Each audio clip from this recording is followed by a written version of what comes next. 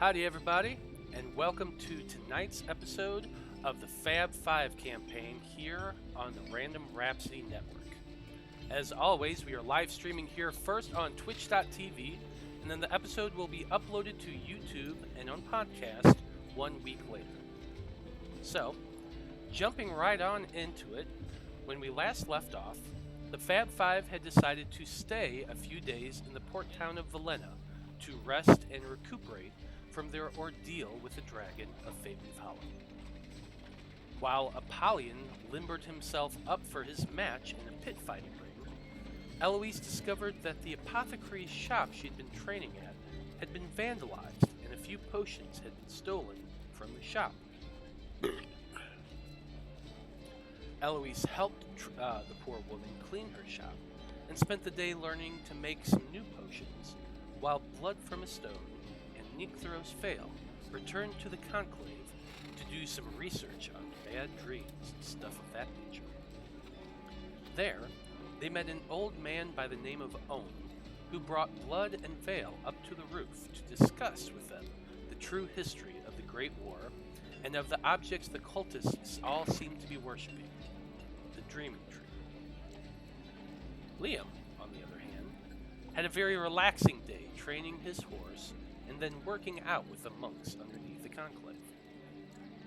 Once the group rejoined at the inn, Eloise decided to turn in early as the rest of the party went to cheer Apollyon on at the fighting arena underneath the Smiling Donkey Tavern. The first opponent Apollyon faced was a nimble dwarf with a rapier. Fortunately, Apollyon stealthily drank a potion of haste, which allowed him to easily dominate the dwarf. And so, Faab Five. With that match now over, the bookie has irritatedly handed you your winnings, and Apollyon, once you collected your winnings, he also gave you a purse of 50 gold for your first victory in the ring. As this happens, a wave of lethargy washes over you as the effects of the potion you took finally ends. But that exhaustion only lasts for one round, so you gain your stamina back fairly quickly. You are the Golden Boi after all.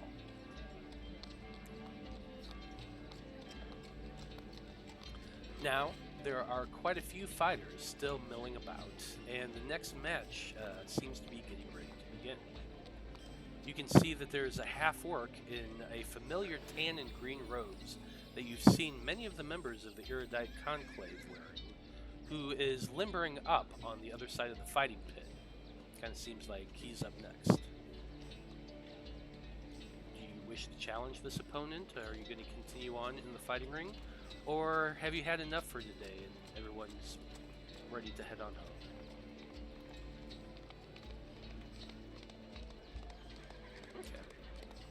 So, the bookie who is setting up the fights say to you that, yeah, if you won in, kid, you made a good round last fight. You're welcome to keep taking on challengers as long as you won.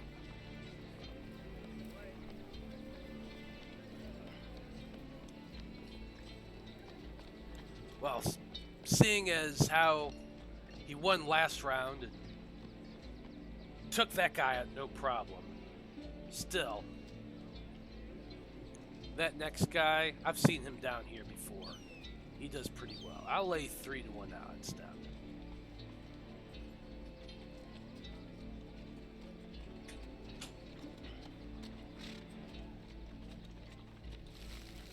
Okay.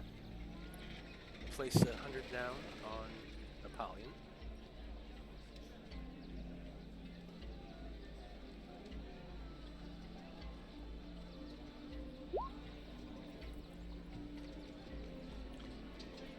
You said how much, Veil? Or Necthros? Yeah. 100. I'm gonna put it in the chat. So will I. Okay. I'll be betting my customary 1,000 silver. Fucking dick. I hope he paid you in silver last time. So now you got 4,000 silver. I actually want to get rid of this silver. Yep, that's exactly what he did. He gave you 4,000 silver back. Fuck you. No! Okay, so you put Blood, Veil, and Liam have all put down 50. Liam, are you back with us now? Yes, I am. Welcome back. You fucked up one of my outlets, dude. You're currently talking to Liam. Could you please address the questions for Kyle for after the game? Have disturbed the flow of magic in my domicile, especially to my scrying screen. Oh my god. Right screen.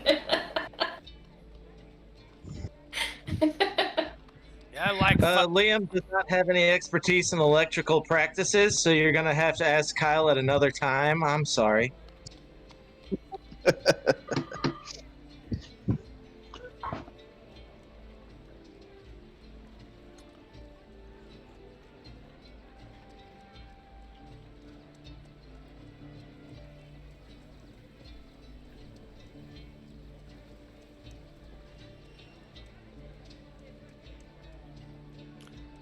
No.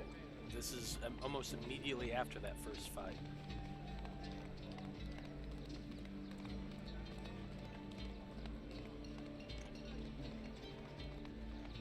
Anyway, so,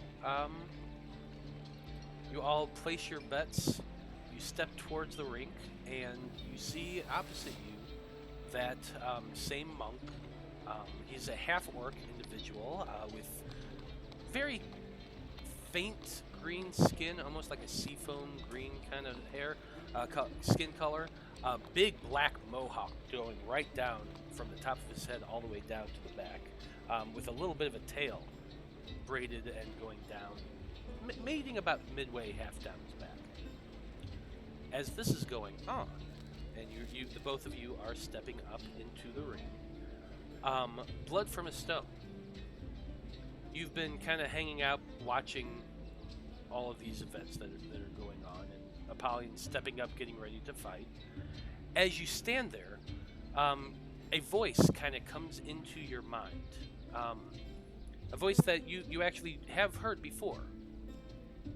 It says, Faab Five, this is Archivist Borentor. Please see me at your earliest convenience tomorrow morning. Prepare for questioning the cultist and to discuss possible future expeditions.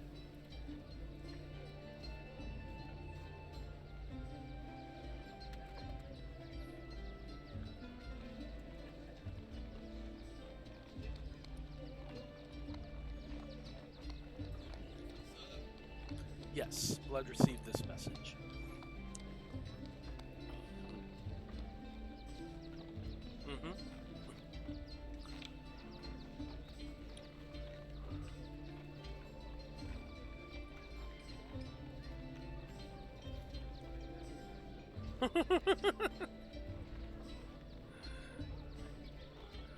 Oh, he's definitely saying this out loud around.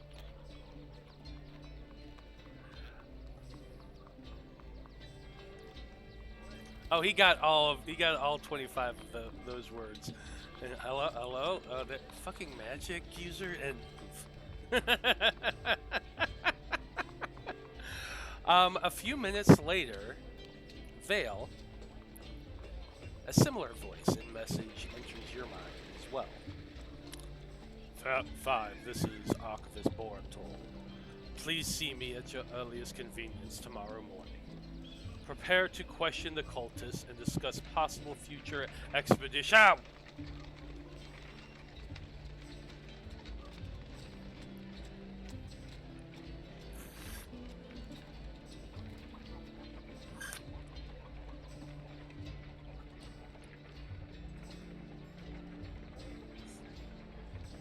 No, oh, no.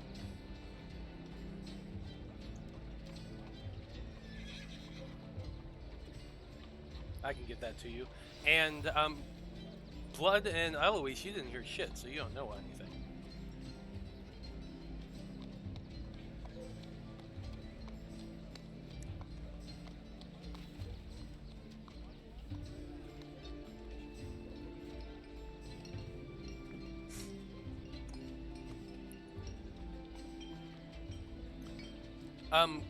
Kyle, that was OBS. There's the link. I put it in the Facebook group chat.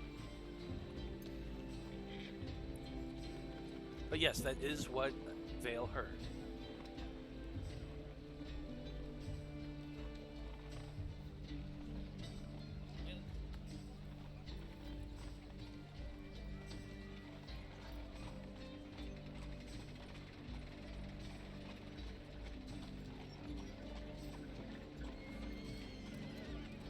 Say anything else, or is that it? Sounds good.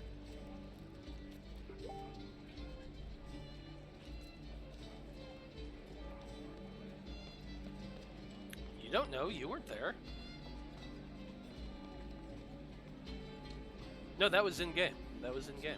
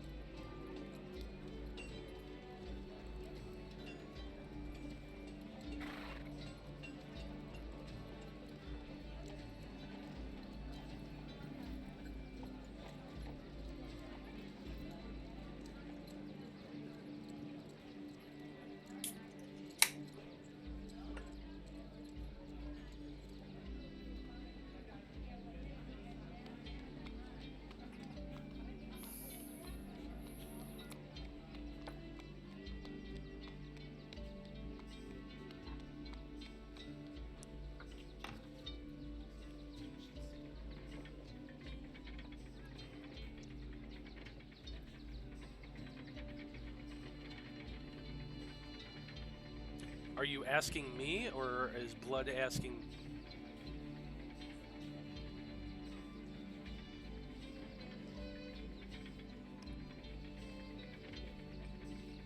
This ain't a charity operation here. If you leave the premises, betting's closed. What the hell do you think this is?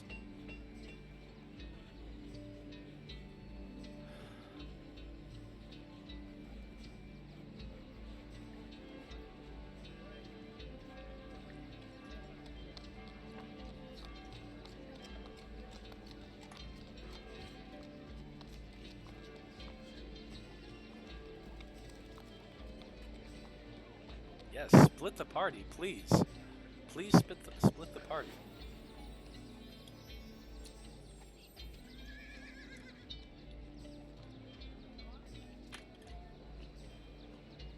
Well, you can throw it up, and Apollyon shoot. Since it's PvP, it's Apollion's really kind of judging whether or not he feels he would be persuaded.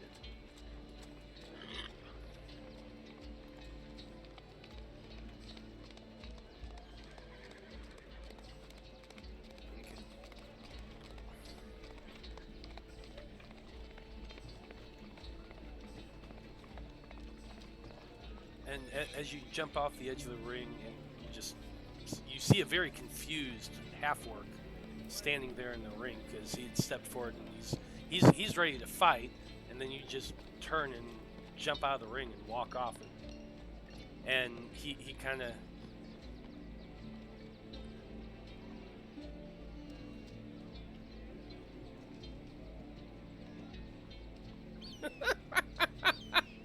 And this guy is just confused as fuck. What the hell? And everyone.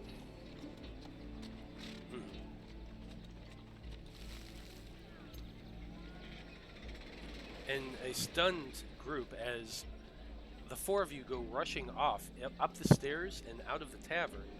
You just see these all these people standing there staring at you, while Blood, you glance back and you see that bookie just kind of chuckling to himself as he hefts his bag of gold.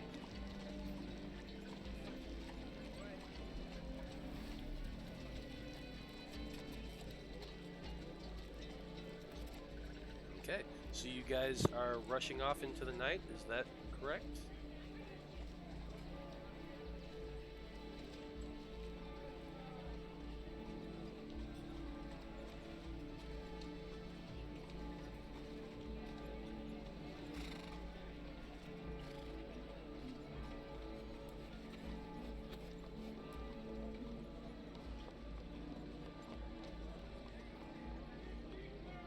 Mm-hmm.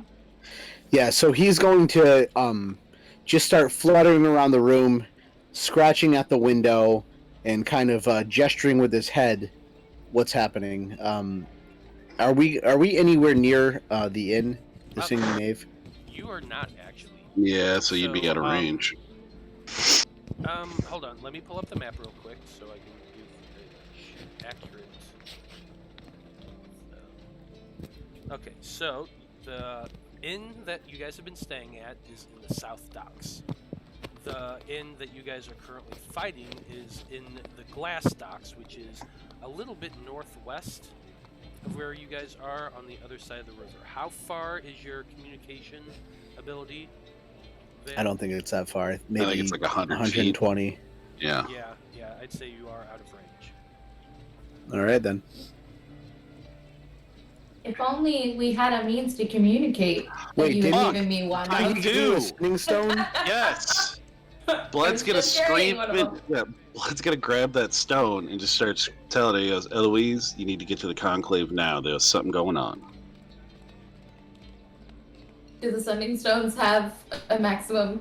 Now, as long as you're on the same plane of existence, I think. It does have a maximum. I thought it was the count. same.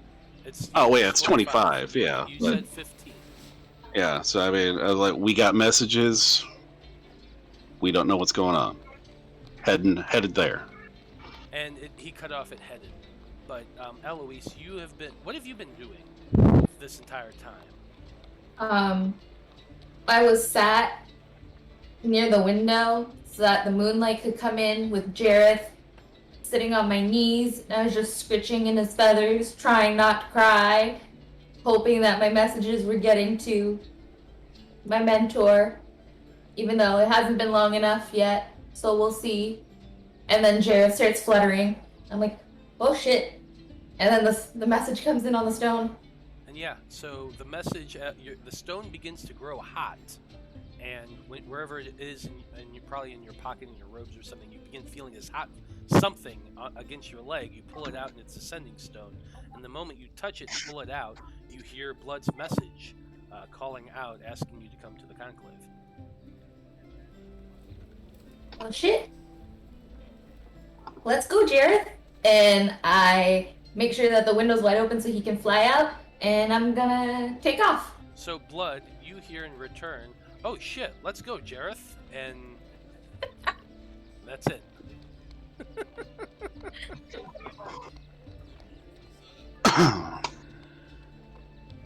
She got the message, boys. Eloise is real good with technology, guys. Super good. But you all are, sounds like you're heading towards the conclave, looking at the map again, just so we can kind of be clear, and I'll actually show everybody in watching us right now what that looks like too.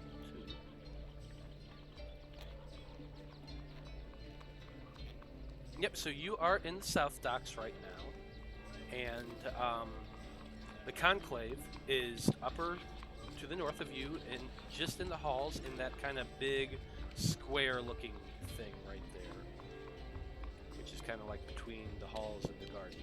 But that's the conclave. So it takes you about an hour and a half of rushing. Excuse me. I drink beer. It takes you about an hour and a half of rushing to get to the conclave itself. Assuming you're not stopping along the way. Okay. So go ahead, everybody, give me just a athletics check. Oh, god damn. From the guy, it's a negative.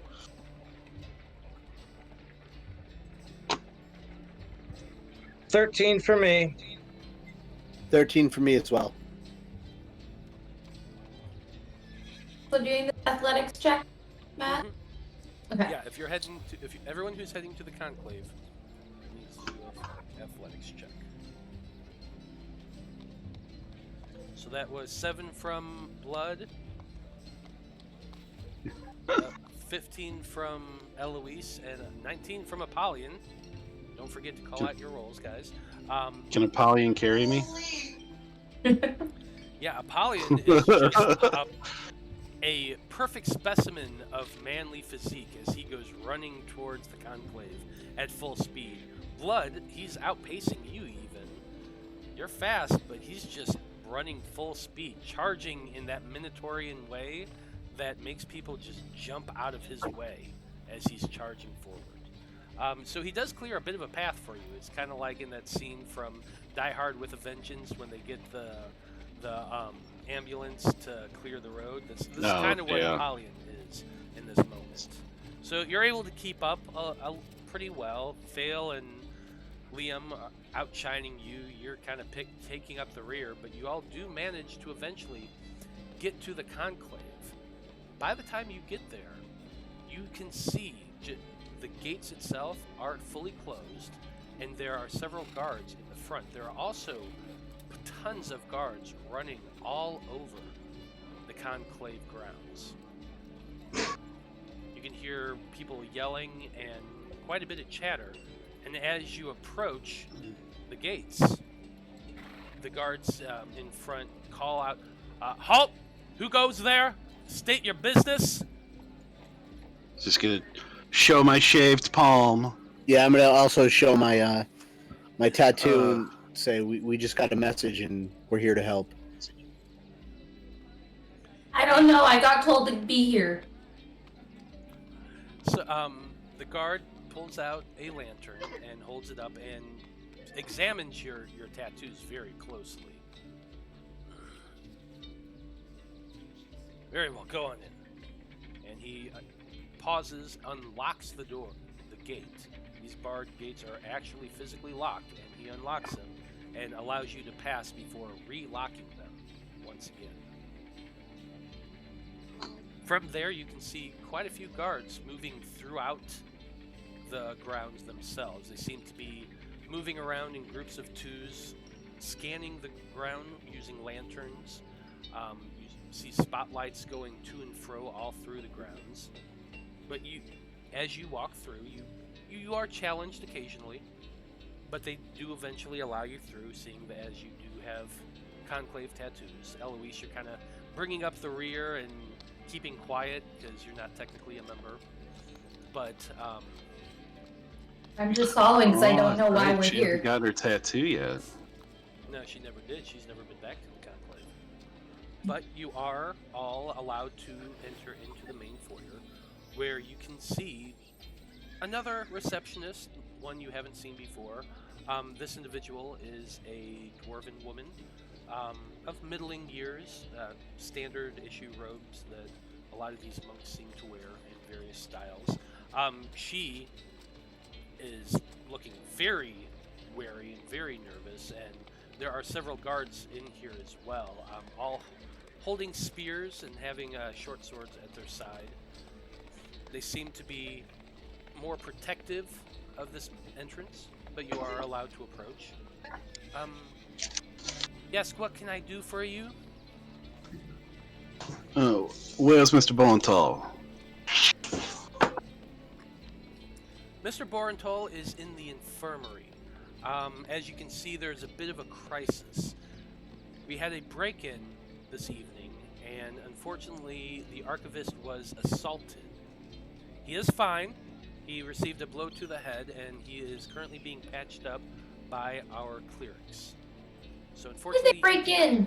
Did they climb the walls? Because Millie's apothecary, she had some potions go missing. Like someone broke in and trashed her place. the guards, when you say this, they perk up immediately. What was that? Who did you say was broken into? What was stolen?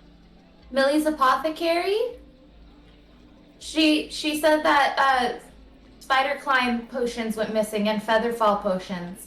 And her place was just completely and utterly, all the components were just completely torn into and all over the place and broken.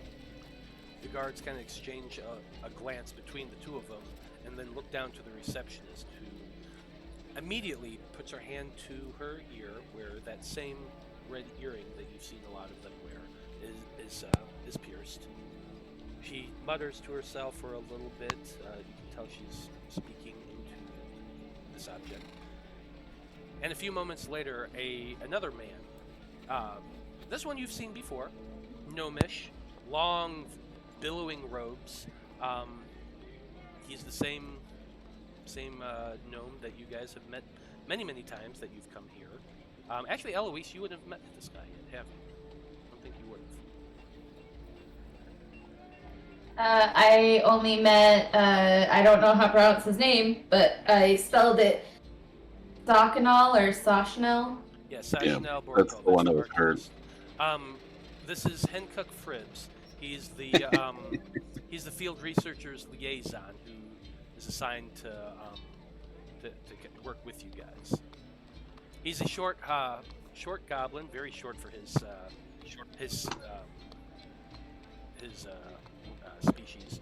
He has long black hair tied back with a green ribbon, and you can see him. He's kind of smudged and looking a little bit disheveled as he comes running in. But oh, it's you guys! They said that someone was down here with information. I should have known it would have been you. The fuck is that supposed to mean? You guys always show up with information. Okay, I thought you were. I was sorry. It's just a little jumpy. A lot of shit's going on. Yeah, we're all a little jumpy today. I'm gonna lean over to Blood. You're telling, and this is me whispering, but I don't know if my mic can pick up whispering, so. You're telling me we're here for that asshole? I don't remember which one. Well, he's the lead guy, Mr. Bornthal. He interviewed us when we. Asshole. Well, maybe he was. I don't. But he's the one that, yeah. Vale and I got messages, and during Vale's message, he was attacked. The attack they're talking about, he was talking to Vale at the time. So the two of you are just kind of huddling, trying to speak quietly, and Oh, I'm not. that little. Yeah. Eloise is trying to be stealthy. And okay, go ahead and roll. Oh, why'd you say it? And Blood, you can as well. Well, I mean, my hood's not up, so I don't get advantage. This is, yeah. Eloise is not. Hey, at least it's not a nat 1. Yeah, It's a nat 2. That is true. -1. So while Blood is 19 like for me. has his hand to one side and speaking very low, you're just, yeah, that guy's an asshole, and the gnome is just like, who the hell is this chick? Vale butts in and says, you're right, Eloise. I could go for a casserole right now. Wait, what? I mean, casseroles are really yummy. Roll deception, Vale.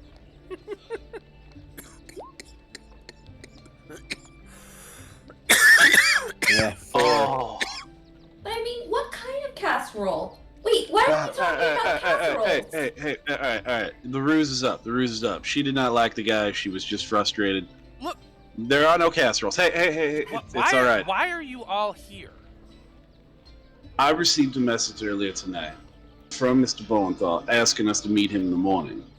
Mr. Vale was in the process of receiving the same message when Mr. Bowenthal was attacked. He literally said, ow, in his message. Well, that is correct. He was assaulted on the 9th floor of the Conclave. What we believe happened is somebody made it to the top of the Conclave building, picked the lock and got in, made their way down to the 9th floor, where they assaulted the head archivist. Is there anything missing? Asking your guards because Millie's apothecary, she had a few potions. Her place was burgled, and she had some potions go missing of spider climb and featherfall, and it was just trashed. Now that is interesting. You said spider climb and featherfall? Mm-hmm. I mean, it's pretty good to have them in conjunction with each other. You can really get into a lot of trouble that way. But she told the city guard what had happened, and they really didn't do anything about it. They're not very helpful. Mr. Vale, why don't you tell him what you saw the other night? That was that was last night, right? Yeah, I believe it was. I think in game it was, yeah. I said I saw two figures. One was possibly a half elf with wielding a crossbow, They're both very athletic, wearing dark green or possibly dark blue clothing, heading north from Mitchell's for a while and then west, which would bring them about to where the Conclave is. Accidental roll, sorry. No worries. Out of nowhere. Ow!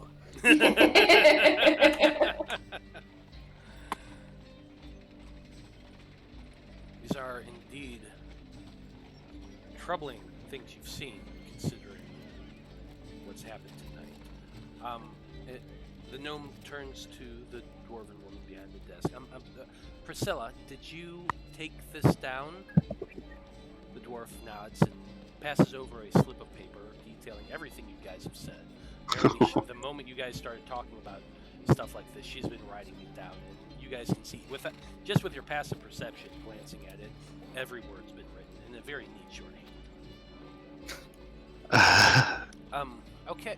Well, this is very interesting information. We are definitely going to be looking into this as well.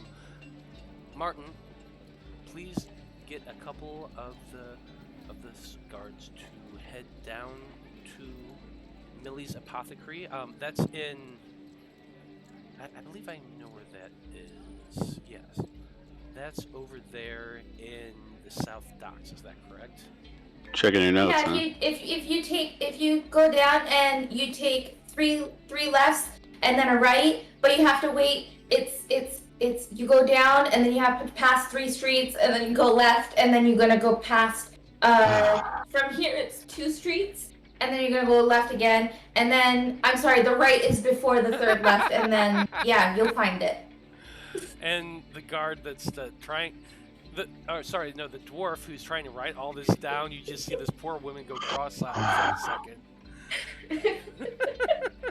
Blood's just got to look over his shoulder. No, the 3rd left. That was the 3rd left. We are going to send somebody down to take those statements as well and see if we can trace his movements. Just be careful, she's still really rattled. We spent all day cleaning, so maybe just, be really nice to her. Maybe go in the morning, not right now. It's Mhm. God, it's like what, 2 o'clock in the morning? Something like that. I am I don't so know. tired. The moon is out. Did anybody see who broke in? Did Mr. Bonenthal get any? Unfortunately, no. He was hit from behind. He did not see anybody. The guards who spotted them and chased them back up the stairs described it as 2 individuals wearing dark blue cloaks. Are you sure they weren't greenish in color? They were definitely blue, and they made it back up to the roof where they jumped off, and the guards reported they saw them gliding down to the northwest. Sounds like disappearing Featherfall. completely. Did they see any of their skin or lack thereof? Were they not wearing gloves, or were they wearing gloves? They were wearing gloves. They were Okay. wearing masks over their face, and full, actual, almost ceramic-looking masks, completely white with strange-looking squiggles on either side to kind of resemble a face. It was the descriptions were very strange, but they wore gloves and wore boots, and other than the strange ceramic masks, they didn't see any other of their features. So they're probably very, very strong. Because if they hit, if the asshole was able to say "ow," it means that they didn't knock him out with the first hit. Master Borenthal is an exceptional martial artist, so being able to get the drop on him and knock him out. But not on the first hit. He said "ow." Just Unfortunately, I wasn't Right, there. Vale? I was Ow. at the time. did It she was more break of you, a- Matt? Gurgling, No, I'm gurgling noise. She broke you. It's alright. You can say it. It's okay. I'm breaking myself. I can't. Anyway. Wow. Ah. This girl. Oh my god. Alright. Well, You're I assume there are people out searching. Which way did they glide? so to speak. To the northwest, yes. And we do have not only the city watch, but our own contingent out searching. We will find them. Make no mistake about that. So you don't need any help then. Back to the fighting pits, boys.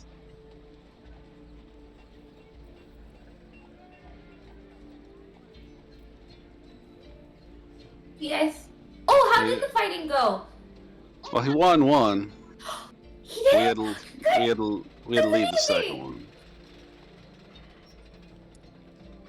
I mean, it might be a little late to go back for another fight. He only fought once. I'm surprised. Well, he was gonna fight a second time until we decided we had to leave because we got those messages. Oh, so we're missing his second fight. Well, he's here. He missed the fight too. You're all there. Yeah, At least I assume Koines is there. Koines, are you here? I think he can. Yeah, because he was the epitome of masculinity as he ran. Yeah, can you hear me? Now I can hear you. You're kind of muffled though.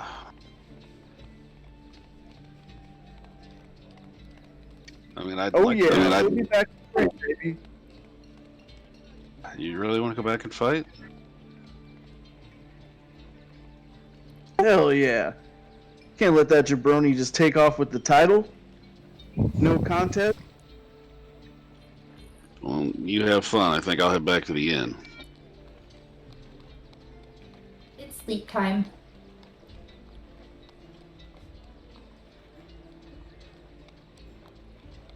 Well, if Apollyon's going back, I'm going with him.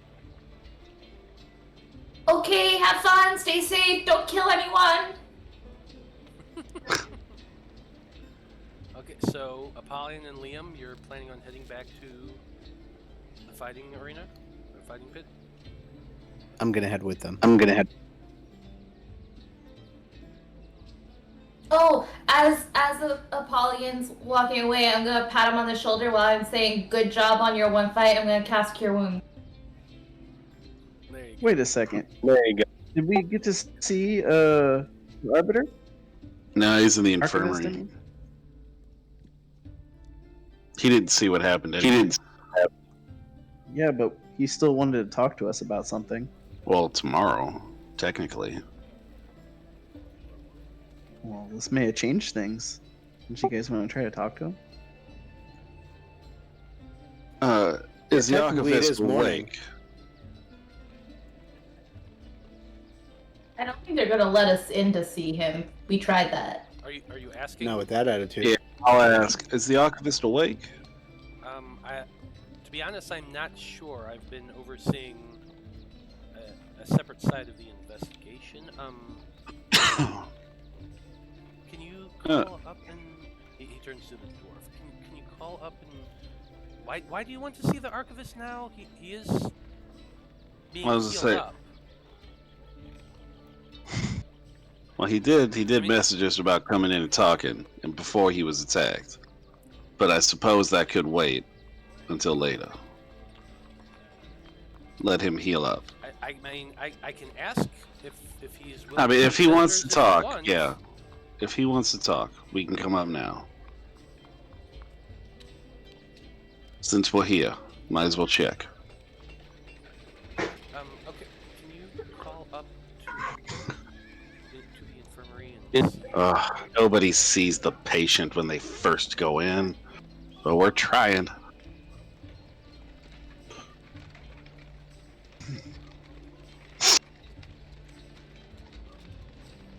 Okay. So a few minutes later, the dwarf looks over. I'm afraid that he is asleep right now. His wounds have been healed, though he is still a little sore, and he is resting. Is this something that can wait until the morning?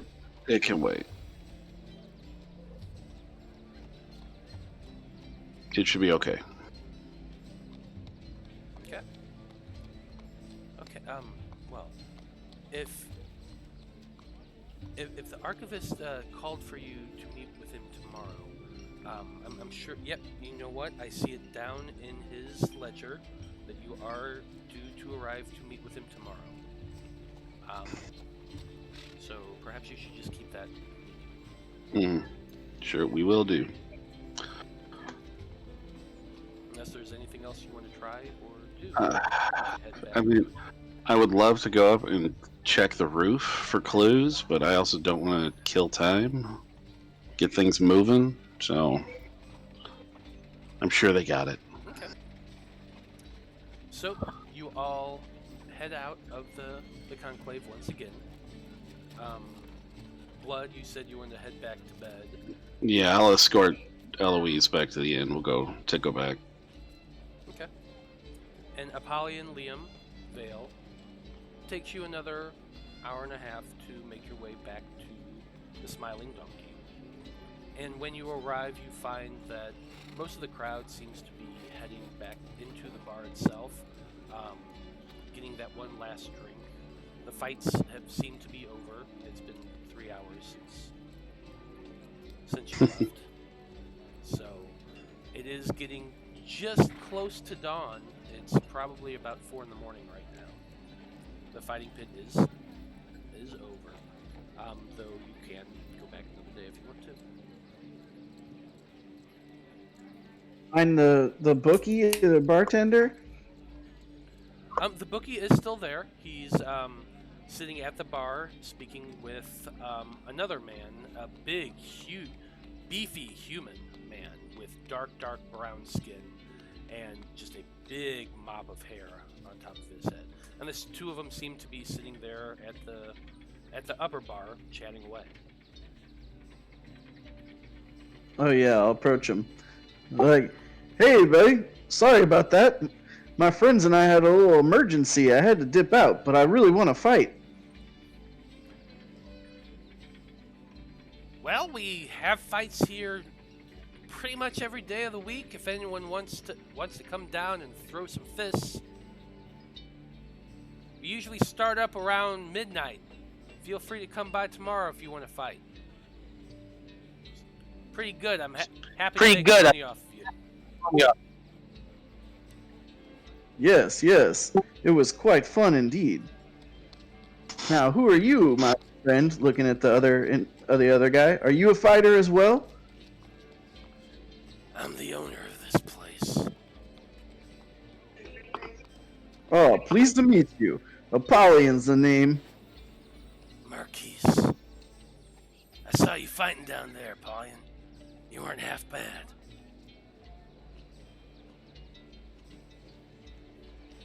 All right. Glad you enjoyed the show. Come on back tomorrow. I might even wager on you. Oh, I'd be honored, sir. The man takes a shot glass out from behind the bar, sets it down, pours one for you, and just pushes it over with a couple fingers.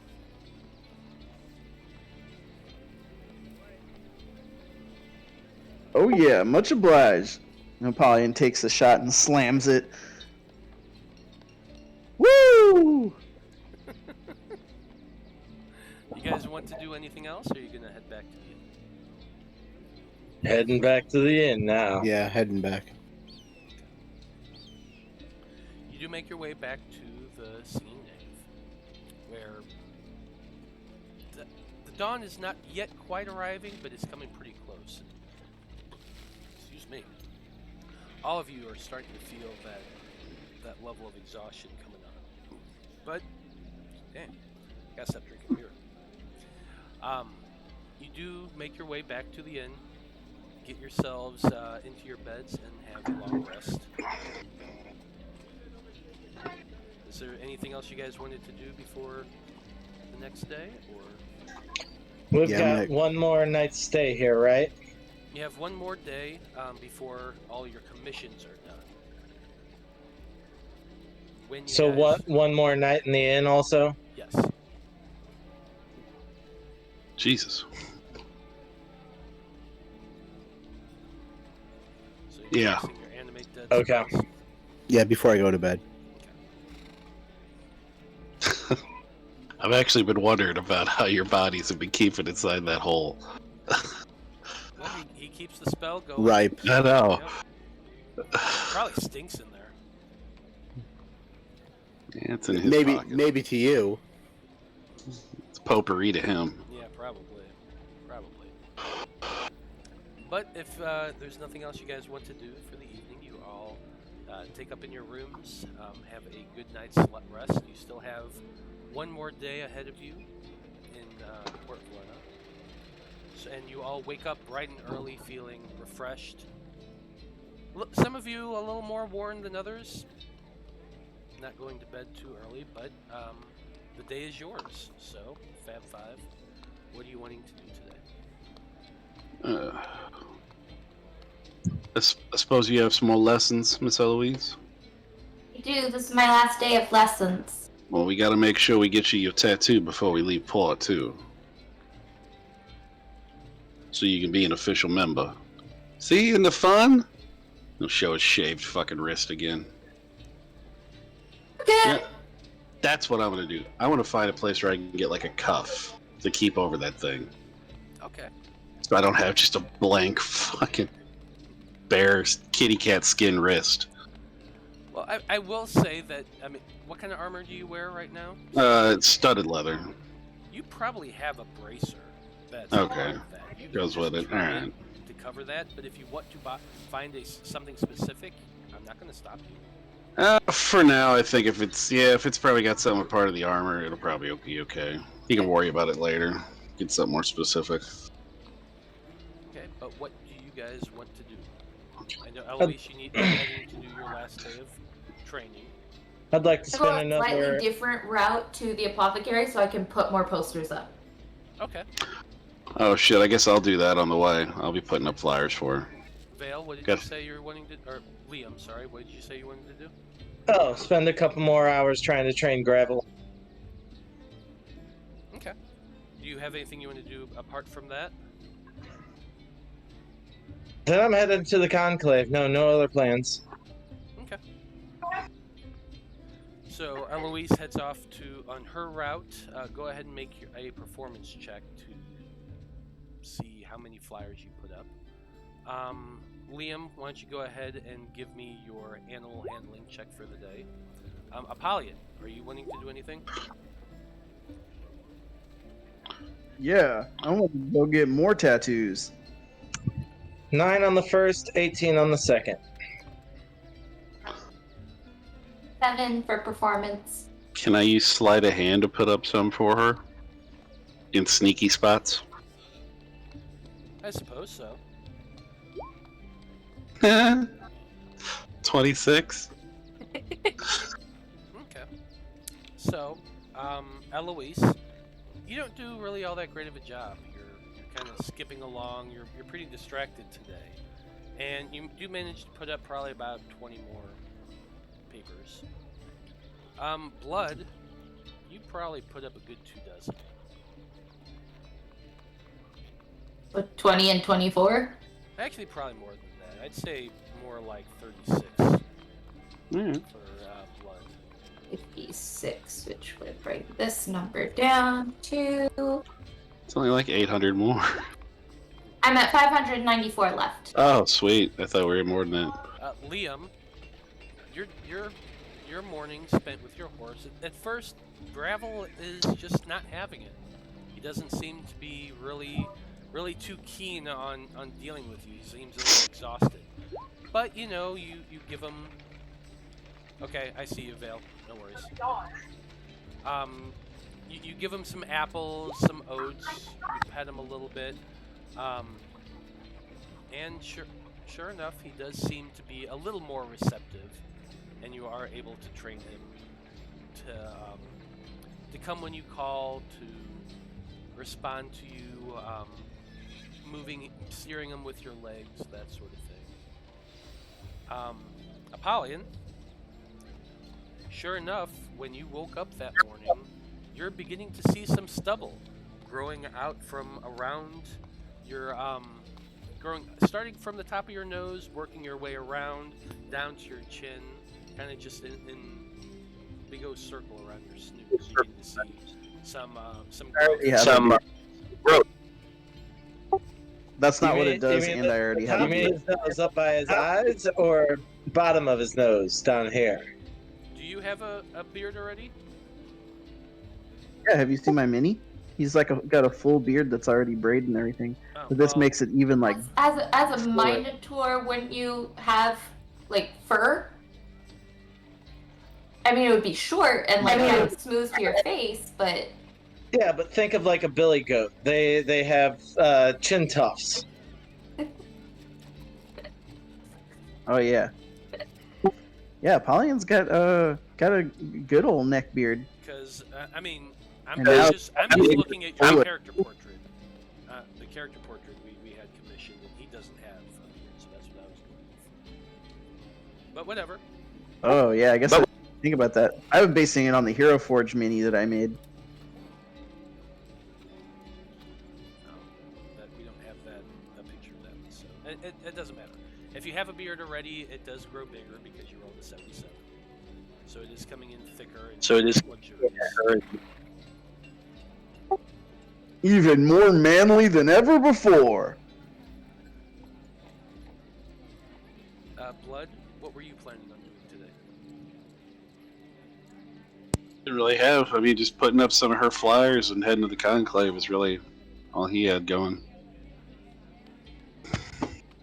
Maybe keep a lookout for his brother if he sees him. Okay. So, are you planning on doing any?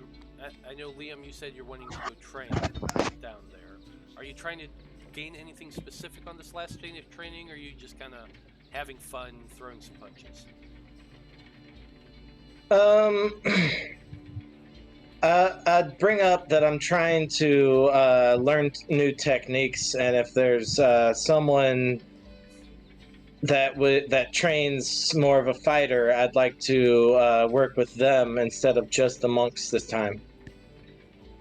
They do have other styles of fighting besides just the martial arts. And after meeting with Master Valka, you're able to get together with somebody who is more of the fighter type, who can train you to use the weapons a little bit differently. You're very much used to as a monk using your finesse and that sort of thing with your fighting style. This is more of a focused, brutish attack style.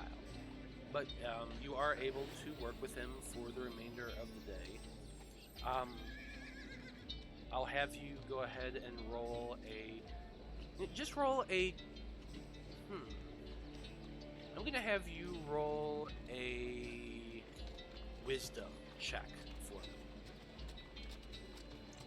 me. Ooh, wisdom. Just a straight wisdom check. All right, Straight I got wisdom you. check, which to determine how much you're taking in on this. Ugh, not so much. That's a 6, big man. Yeah. So you're working with this Liam's guy. you're You're working with this guy, and it's difficult. It's not your style of fighting. You are very quick. You are very nimble, and you're all about the finesse style of fighting. Whereas this guy is hack and slash and two-handed weapons and violence and raw force. And it's just the nature of his teachings are kind of eluding. But you are starting to pick up a little bit and getting some of the ideas. So you are on the path. You're beginning the path of least training to be a fighter. Not very much, not with a 6, but you're at least starting to pick up. A little bit. Apollyon, is there anything else you're specifically wanting to do today? Yeah, I want to go get tattooed. Okay. There is the Conclave tattooist who, when you go to the Conclave and speak to the reception, you have to wait probably about 30 minutes or so before he's finished doing whatever it was he was doing. But the half-orc tattooist will meet with you. What kind of tattoos are you looking to get? I want a full back piece of me defeating a green dragon to show everyone of my heroic adventures with my friends. I love it. I love it. So a full back tattoo will take pretty much the entire day to do. You'll probably have to wait around for about an hour to an hour and a half before he's even does up a sketch, and then you spend the rest of the day on your belly being tattooed by this guy. But he is willing to do that for you. It's going to cost you about 550 gold pieces. Wow. That's a lot. Okay. Where do your priorities lie? Non-magical tattoo, right? Yeah, non-magical tattoo. This is you're asking a master artist to do a back tattoo, which is going to take up his entire day. So what you're paying for is his time. It's like I went to Chris Nunez's shop or something. What's that? So I feel like I walked into Chris Nunez's shop. Probably. He's a famous tattoo artist in real life, if y'all didn't know. I pay for quality. Are you? This thing better be. Oh yeah, I took the gold off already. Okay. It is as beautiful as you imagine it to be, my friend. It is amazing. You're standing over the dragon, just triumphantly in that Captain Morgan kind of pose. It's just impressive. Oh yeah. And you're free to type out and describe however it specifically looks. It's up to you. It's your tattoo. No. Yeah, that's all it is. It's great. I imagine that it would be kind of like the medieval illuminated manuscript style, like very idealized, but beautiful, rich. Well, as much color as I guess you could put on my red skin, but he can get in blacks and greens, and he uses your natural red skin tone to do you, so it's just black and gray outlines. But he does shading very well. He has great colors, and they do stick out on your back. It is a very lovely tattoo when it's done. But it does take all. Excellent. Do I need to roll like a Constitution save or anything? I'm not. You're Apollyon. I'm not going to make you roll a Constitution save unless you want to. No, I don't want to. That's fine. I'm tough. I can take it. I figured you could. You get hit all day for a living. You can take a tattoo. Okay. Blood. Is there anything in specific that you're wanting to accomplish today? Well, I guess the only other thing I had left to research was those tomes of great knowledge that they talked about that are spread throughout the world. If we could get locations so we could possibly hunt them down for the Conclave. If that's possible. If you want to spend your day researching, they will deliver that to you. I'm not going to read this whole thing. Oh, yeah. Just for time-wise, I get it. The only passage that I will point. Actually, I'll just give you this whole thing because it actually is kind of an interesting read, I think anyway. But it does kind of go into a little bit about the Five Prime races of this this continent, and how each of the books were originally given to the 5 different tribes, and eventually how they just kind of faded into existence until some of them popped up. Like I said, it is an interesting read, but I'm not going to go into the whole thing. Oh, yeah. In this session. I got you. Just to save time, but there you go. So you can read that. So, Veil, I see that you're back now. What are you wanting to accomplish today? So he's going to lay pretty low, and he's still just going to prepare for the duel tonight if he is going to duel tonight. Well, you never actually said anything about it. Correct. So we did a lot of out of game, I guess. Yeah, but that's fine. So, yeah, I guess to refresh, or to shed some light on what's going on, Vale's been back and forth between if he wants to duel or not. He considers himself above everyone else as far as magic using, so he kind of doesn't really want to stoop to the level of peasants for a few scrapes of gold. But I guess he's not really huge into glory, but after seeing Apollyon fight, maybe he would like to mop the floor with somebody and then take some winnings. Well, there are, as I said, I will allow you to do a battle. So it is set up through the power of metagaming, and basically you are going to be fighting off against another spell slinger that evening. You know that you've been told to arrive at a specific time, that the arena is going to be specially enchanted for this event to protect the people who are watching, so that basically there's going to be a wall of force put around the ring after you guys go in there.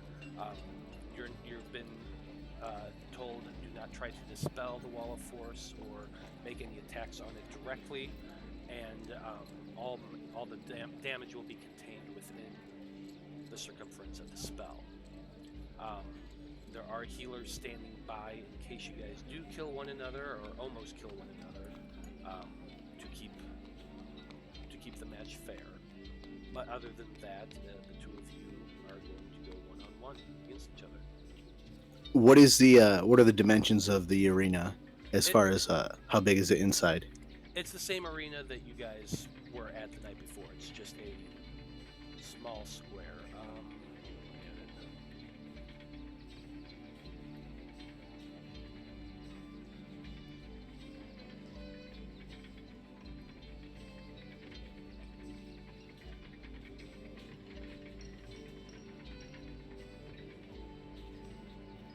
So it's basically a 50 by 50 square. All right.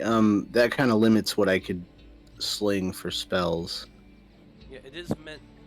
There is a reason for that, because they don't want you destroying the building or anything like that. Okay. It's no fireball.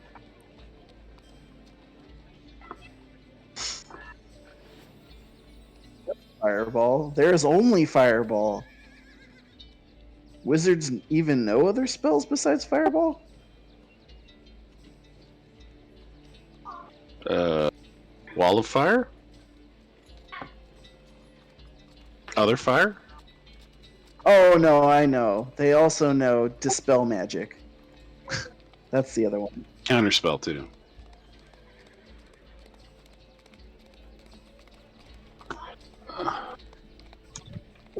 Wasn't Apollyon supposed to imitate Grovajar for necromantic purposes? That's if we talk to her, yeah. That's actually yes, and you were told to meet back at the conclave. Mm-hmm. Well, So I'm just thinking that would take place before midnight.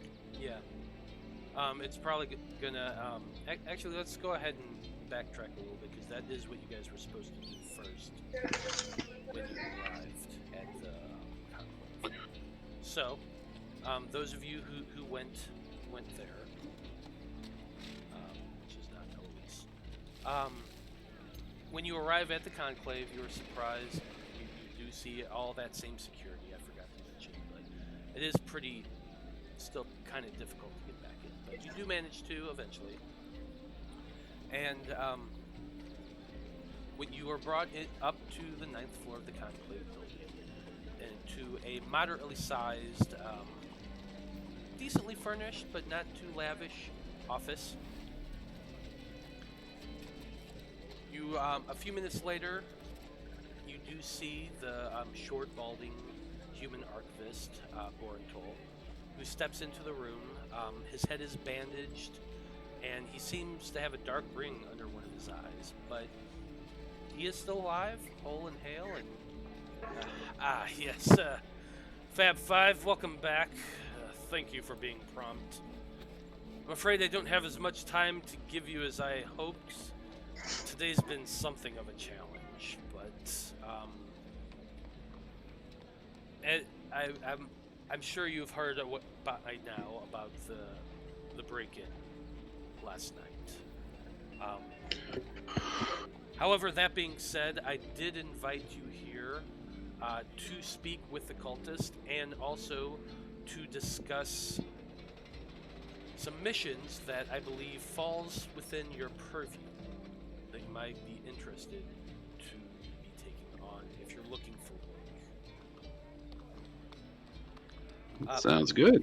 But first things first, please come with us, or actually before that, it will take, I do forget, Apollyon, we agreed to have you stand in for the half-dragon leader, and I do have a hat of transformation. It's a what's it called? I can't remember. Hat of disguise. Yeah, hat of disguise. Thank you. I could not think of that word. We have a hat of disguise and a amulet that will allow you to speak to dead. You'll have to attune these items, so if you wish to put them on now, we can discuss the missions we have and then bring you in to speak with the cultist. The cultist. All right.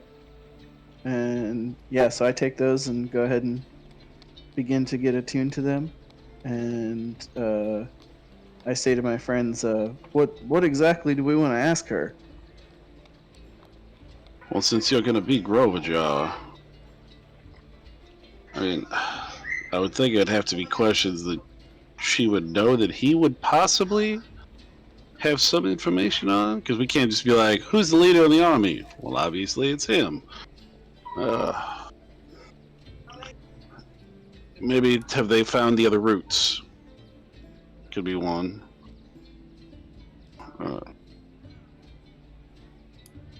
We kind of already know. Go I ahead, would Lee. be training at this time, so I'm not really able to contribute, right? No, this would have happened before you went to go train. I just forgot to start with it. That was my bad. But you are present for this, Liam. What you thinking, bud? Well, if it is supposed to be Grovajar asking this lady that he knows questions, he would know that she failed. I would think, admonish her first. Let her know that it is you. And then, ask what you were able to complete before you died. Good idea. Wow. That's very insightful, Liam.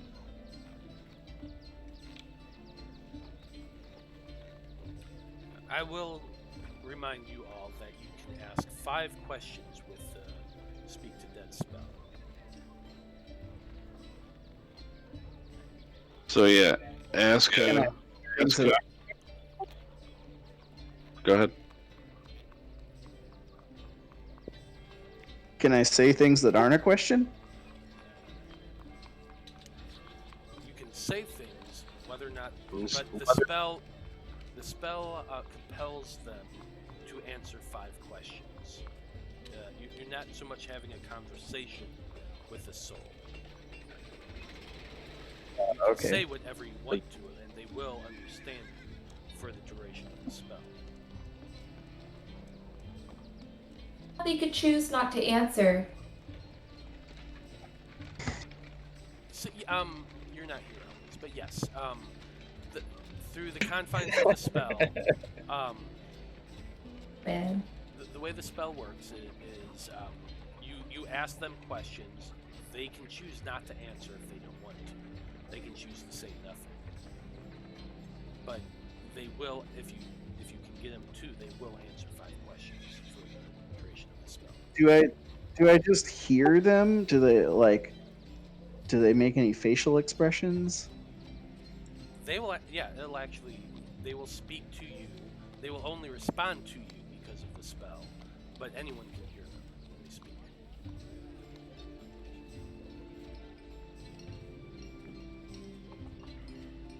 Ask her what she was able to get done. Because it might be other stuff than just their interactions with us. Right. Okay. Ask them if they have gotten to the other route yet. The other routes. She might have more information on that too.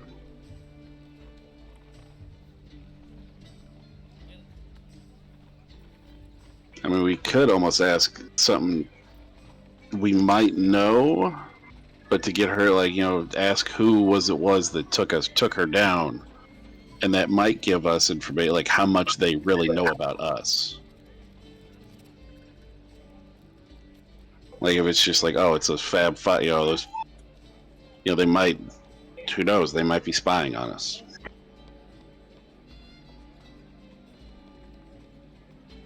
I mean, we can get a few questions in now, and then come up with some on the fly too. So.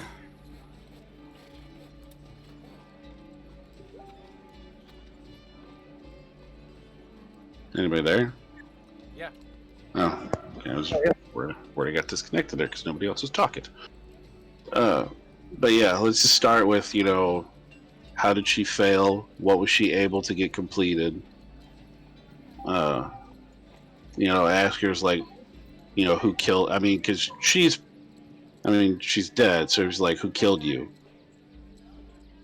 Let's see how much they know Name about again? us. Let's see. She was Volek. She wouldn't know anything that happened after she died. Maybe ask her who was able to get away. I'm just gonna say, like, report in, Volek. What happened since we last saw each other? Clearly, you failed. Yeah, that's a good way to start. Just like, ask her what progress has been made on the other routes.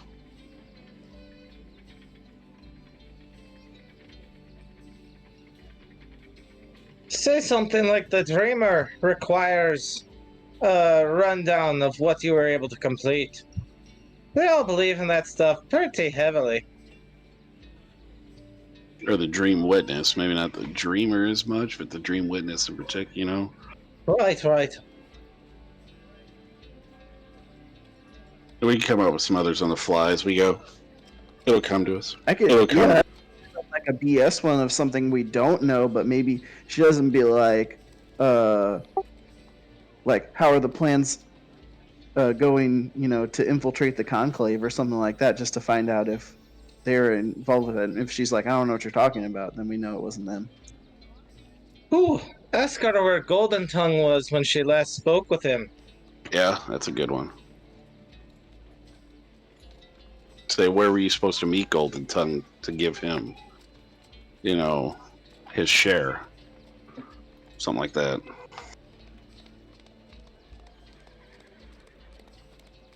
So, all right, you're gonna say, obviously you failed.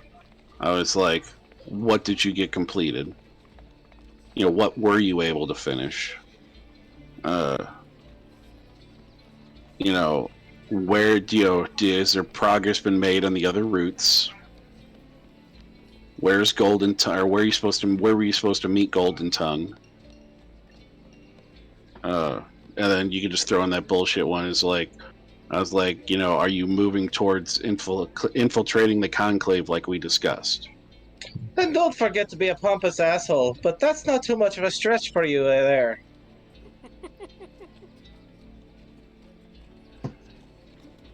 It's alright, I think we're ready. Okay.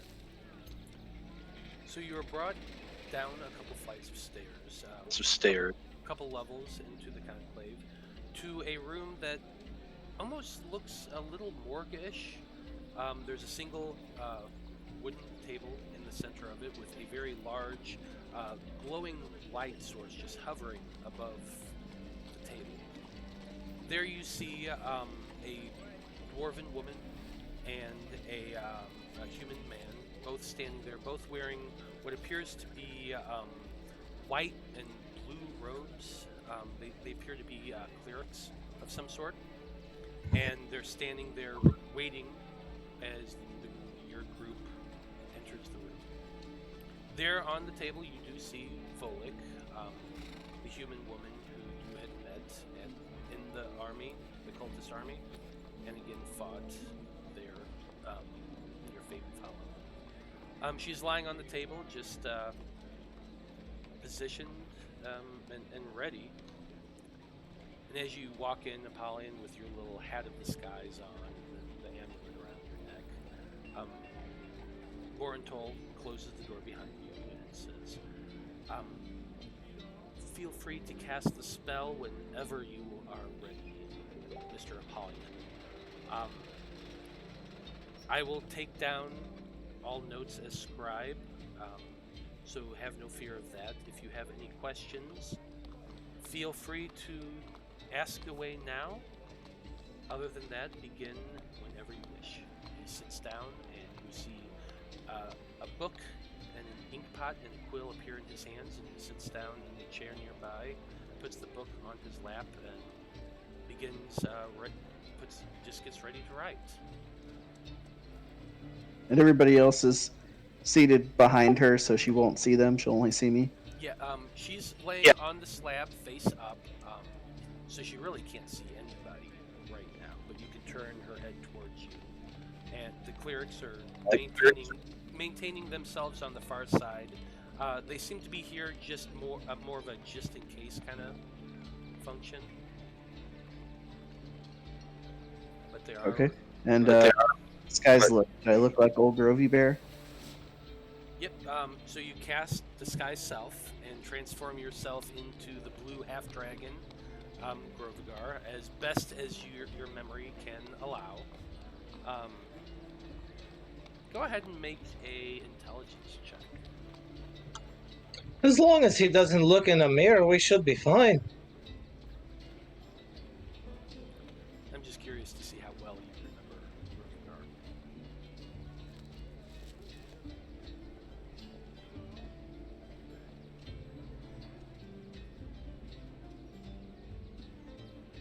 Koines, did you hear me?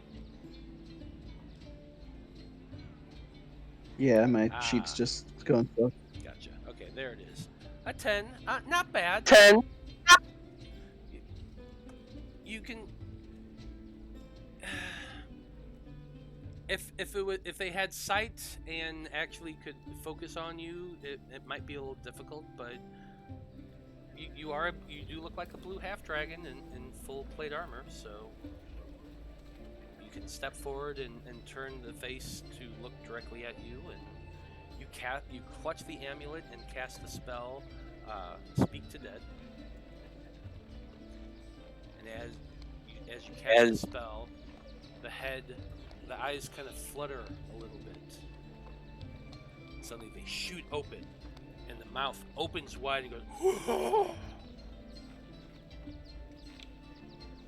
and it looks directly at you. Volik, report in. Obviously you failed. What were you able to accomplish on your trip? We arrived at the foothills of Faab Hollow. There we found gods and horses. We set an ambush, but were defeated. Who was it that defeated you? I saw them not. Flash and arrows came out of the sky, and I was slain. And were you able to meet up with Golden Tongue? Golden accompanied us to Feyweave. He was not present when I died. I know not whether he came, where he went.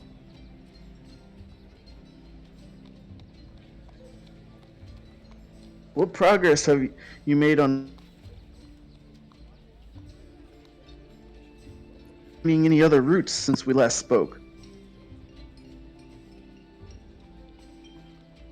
We are not able to retrieve the root from Feyweave Hollow. Goldtongue was to take up the search and find the root on the Grey Squall. The Grey Squall. One more question. So what she was saying, So she went to the dragon, and Goldtongue was afterwards going to go search for the one on the Grey Squall. Okay.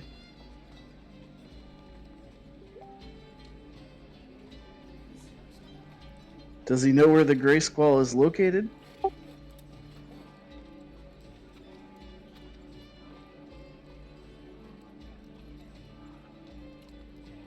He has the report you gave. To the north along the coast.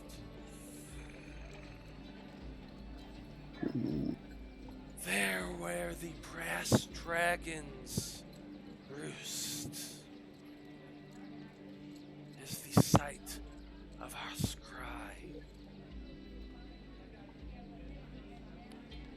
That's 5, right?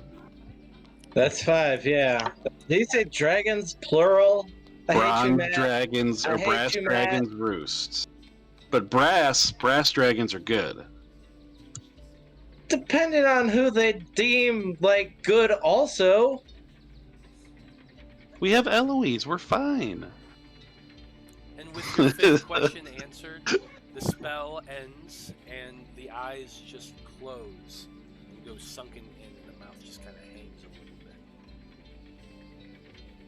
Well, that's definitely new. We didn't know that before. Well, guys, we got a little bit of information, and I don't think she suspected a thing. Yeah. Bornville Pretty sure the- stands up. Well, yes. That does narrow down the search for the Grey Squall.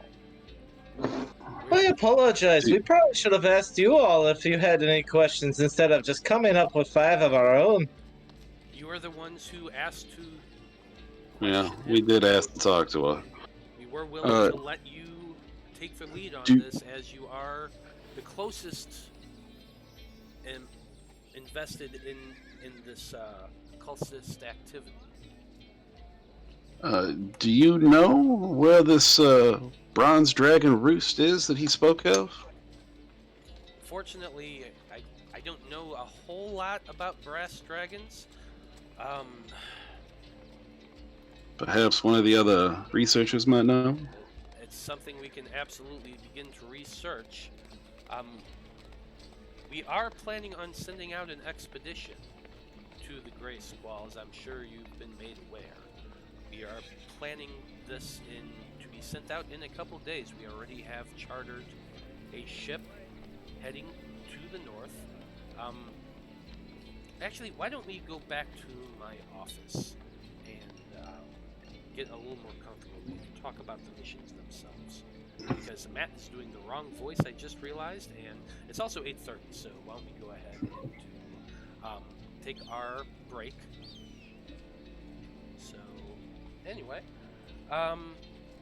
bear with us while we take our 10-minute break, everybody. We will be back shortly. In the meantime, feel free to jump on and follow us here on Twitch if you're enjoying our show. You can also subscribe to us on YouTube and follow us on Twitter. And all of that information is down below on the information side of the stream. So check it out, check us out, and we'll be back in a few minutes. Stay tuned.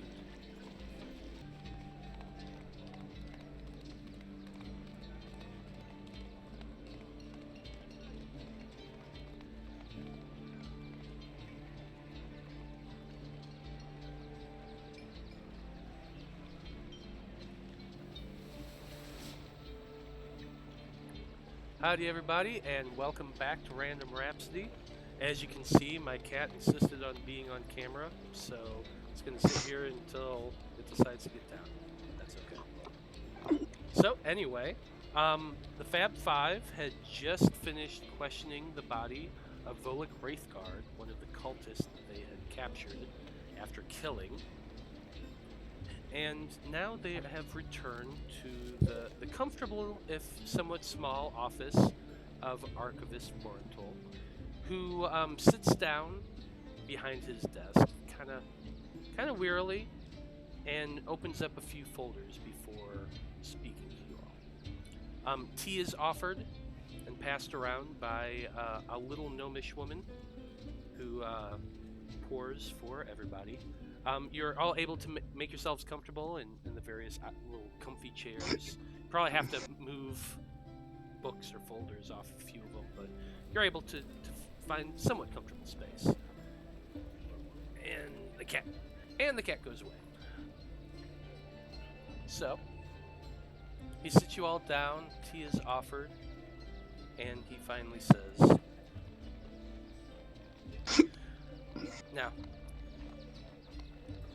as I was saying,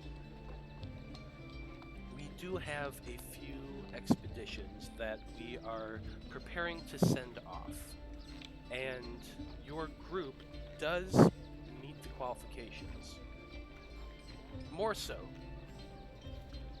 I must say that considering what all you've all brought to the Conclave to begin with, these missions are up your alley, so to speak. However, they are all being sent off at once, so if you are interested in more work, we do have some that you can choose.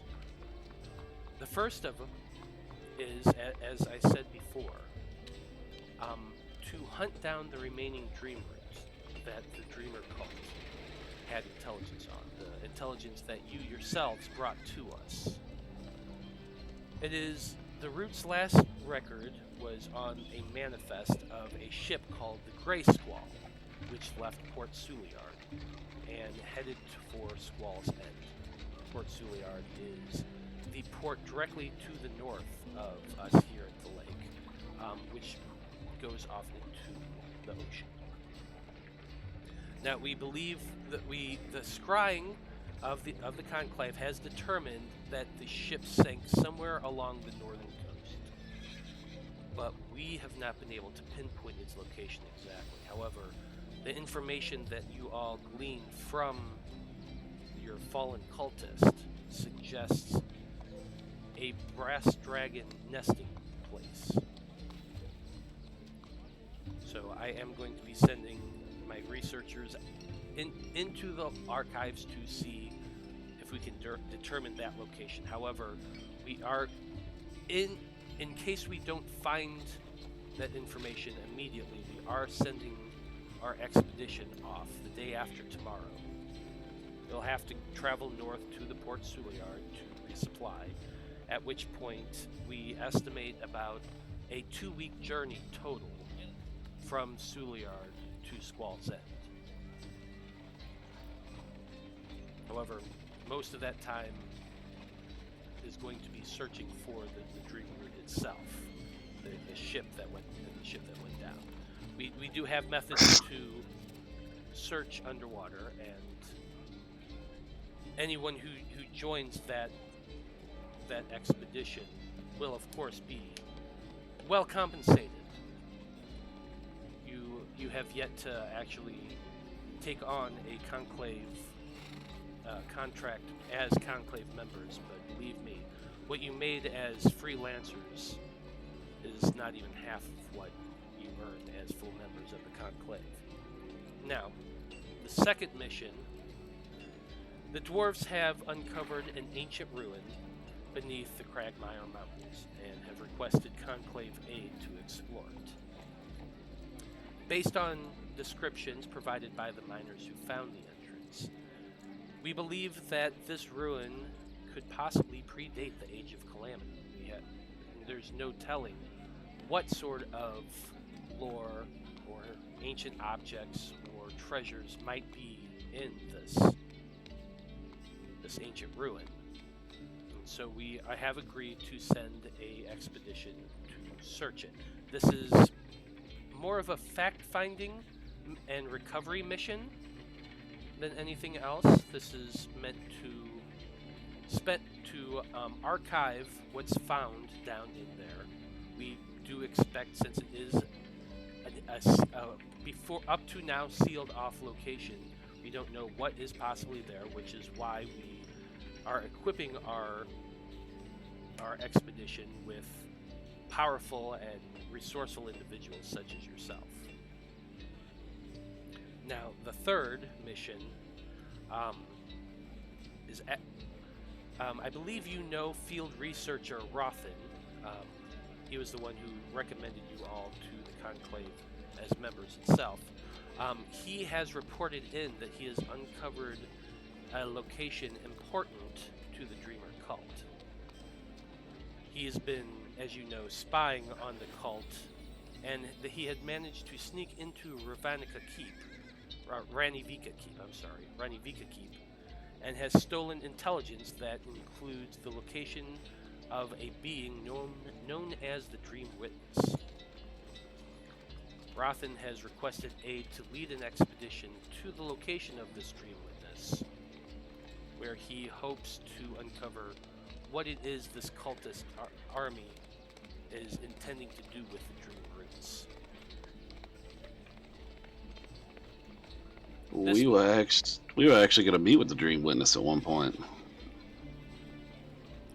As Rothan mentioned in his report when he arrived. This mission is will be heading east. You are to meet up with Archivist Rothan in hold on a second.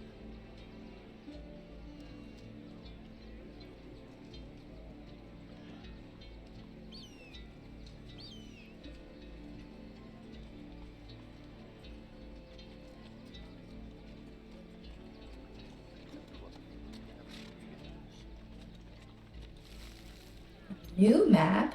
Ooh.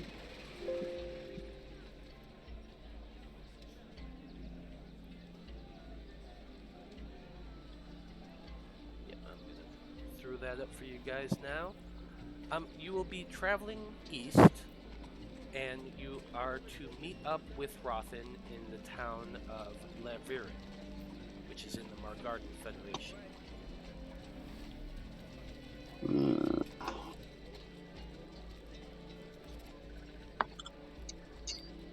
Did he also mention that when we found him, he was caught by this army that he's now following a second time? I'm only bringing this up because he must have a very vested interest in their comings and goings. Is this personal for him? Rothan is one of our most dedicated field researchers. He has researched many things and brought many pieces of information to the Conclave, and considers it something of his life's work to uncovering any mystery or secret that this world has. He is a personal friend of mine, and I'm sure you did meet him in a precarious predicament, which is he does tend to get into. I'm not gonna lie, but we helped him escape, and then he helped us escape. as many years as I've known him, he has still come back. He personally requested to continue to follow this cult. Well, as much as that underground potential trove of knowledge is enticing, I'm inclined to go follow Tomas. That's who she's talking about. I know. That's what I'm saying. I like I said, I would love to go see what the dwarves have uncovered, and maybe we can, when we're finished. But I mean, we need to head east anyway, don't we? Don't we want to check back in Weston? So it'd be a quick stop over in Weston to head over to there to meet with him. Technically, I've still got a few weeks before the beer's done, and I paid them well enough. They should stay put. I was also just kind of worried about how the town was doing as well, but If you're curious, technically, it's in the same direction, but north as opposed to yeah. south. But if we are going to vote as a group, my vote would be that we go assist Tomas. Because I am actually quite interested in what this dream witness is and what kind of information they have. I'd love to see the little bugger again. As I before mentioned, these expeditions will, both of them actually will be heading out the day after tomorrow. So if you would like to spend today making your decision as a group, you can return tomorrow to give us your decision, and preparations will be made. I will say that if you do decide to meet up with Rothan, we have hired a vessel to take you to the port to meet with Rothan. So your journey will not take nearly as long as it has to. When you say vessel, you mean boat, yes? Yes, correct.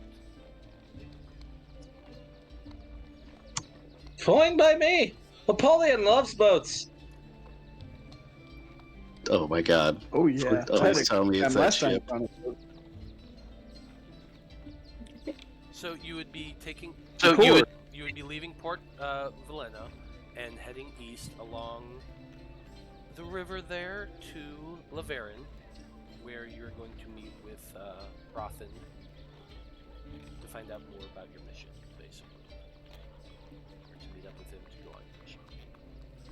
What's the name of the river? It's really small on the map. Yeah, it is. I'll pull up my larger version of it.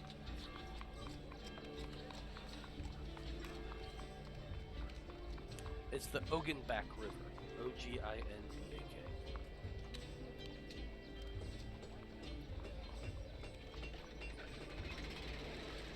Cool. You should know by now that all my names are arbitrary.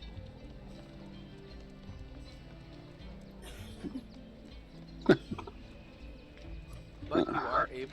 But you can meet back tomorrow to make your decision as a group about what you all want to do. I know we talked about it out of character, so. So, while this all has been happening, and the gentlemen have all spent their time at the Conclave, Eloise, you spent your day training with Millie. When you arrived, the apothecary is finally once again in a spick and span shape. You did spend much of the day before cleaning it up. The potions that you learned yesterday are finished, and she does spend the day with you, training you on the more advanced forms of potion making. I believe you said you wanted to learn to basically bring down the DC of your regular cure wounds potions, and learn how to make moderate cure potions. Is that right? Please. Yeah. And so she does spend the day teaching you how to make potions more. You're learning techniques on how to reduce the time and how to effectively make it in better batches, so that you just, through the course of the day, practicing on these potions and learning how to do the composition, that sort of thing, you do benefit from the course of 3 days of training. So the DC for making lesser cure wounds potions in our world, that's the 2d4 plus 2. Your DC is I think it was 15 before, now it is a 13. For the moderate potions, that one has gone down to a 15. So your DC is 13 for the lesser potions, 15 for the moderate potions. You can basically effectively make 2 potions in a 24-hour period. If you're making 2 lesser potions, you can make 2 lesser potions in a 24-hour period. Moderate potions, you can make one a day. And with it using the same PC. But it does take a day to make these potions. Okay? As you're finishing up, you're cleaning out the cauldrons, Millie's kind of putting things away.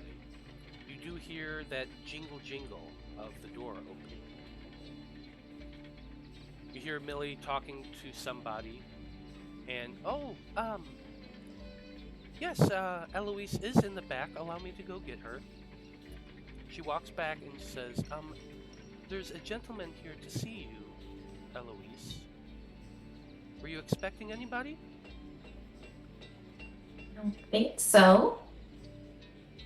You did send a message. A white kitty cat? I'm gonna go up front to see who it is. You go up front and you find a human man wearing a light blue cloak and who seems to be dressed in very fine sort of sailing clothes. He picture 1500s British military, blue button coat, big tricone hat, his cloak kind of pushed off to one shoulder a little bit and swept back in a rakish sort of way. He just kind of standing there, gazing at the two of you. You don't recognize him. You've never seen this man before. Yeah. As I'm kind of coming through to the front and I see it's not the white Tabaxi, and it's a person wearing a blue cloak, I'm gonna kind of grab the sending stone from my pocket and just hold it. I'm not gonna squeeze it to activate it yet. I'm just holding it. What is the sending stone? When does it recharge? Just out of curiosity. I think it's I guess it'd be At dawn, I think. So we I just think so. Hang on. we used it at like 1 o'clock in the morning. They can't be used again until the next dawn. Okay, so If it was sent, because we were done with the conclave last night around 2 a.m. is when the discussion of are we going back to the fight pits. So it would have been cast well before dawn.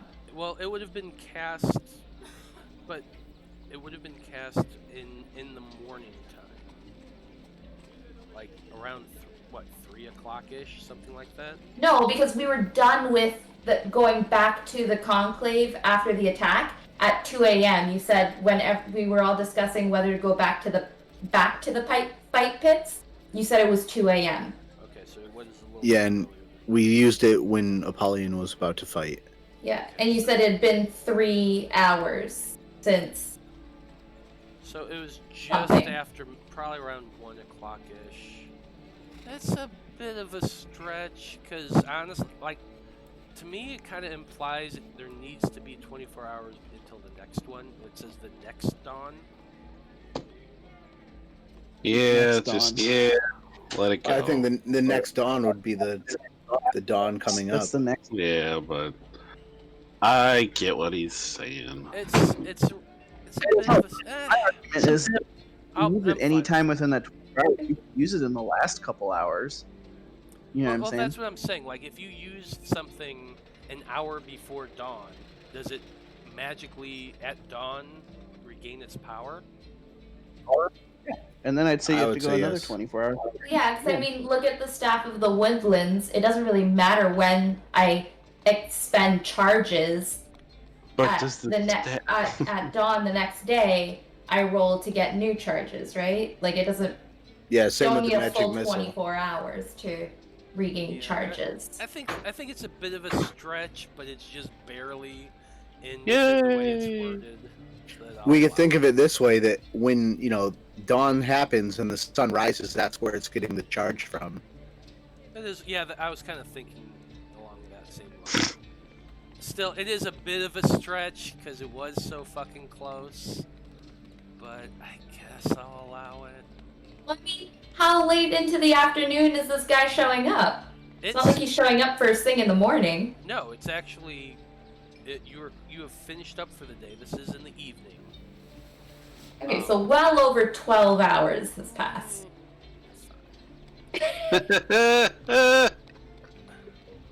Anyway, Okay. Anyway, I'm holding it. I haven't triggered it. I haven't squeezed it yet, but I'm holding it. Guy in a blue cloak. You and your guys in blue coats. Hey, the last two that showed up were in green cloaks, okay?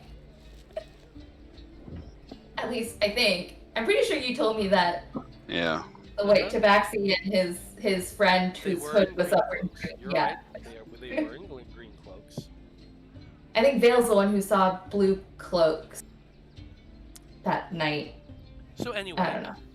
This man's kind of standing there, and he's looking expectantly at the two of you as you come out from the back, but he has a bit of a blank expression, other than looking expectant. Are you Eloise? Who are you? I am Bernard. I was sent here to extend an invitation to you from Master. Damn it, his name's not Bernard. I was just looking at it, and then I did the thing. I was sent to bring you to Master Alnad. He said you wish to meet with him. I am here to facilitate this matter. Hey. Would you please come with me? He is waiting in his chambers. Right now? Are the chambers far? Not too far, but yes, right now. Okay, give me a second. I'm just gonna go pack up my stuff for the back, and I'll be right with you. Please do not dally. Master Alnad will not be here much longer. Okay, where are we going? I will bring you there. No need to worry. Yeah, see, I'm a female traveling alone. Kinda would like to know where I'm going.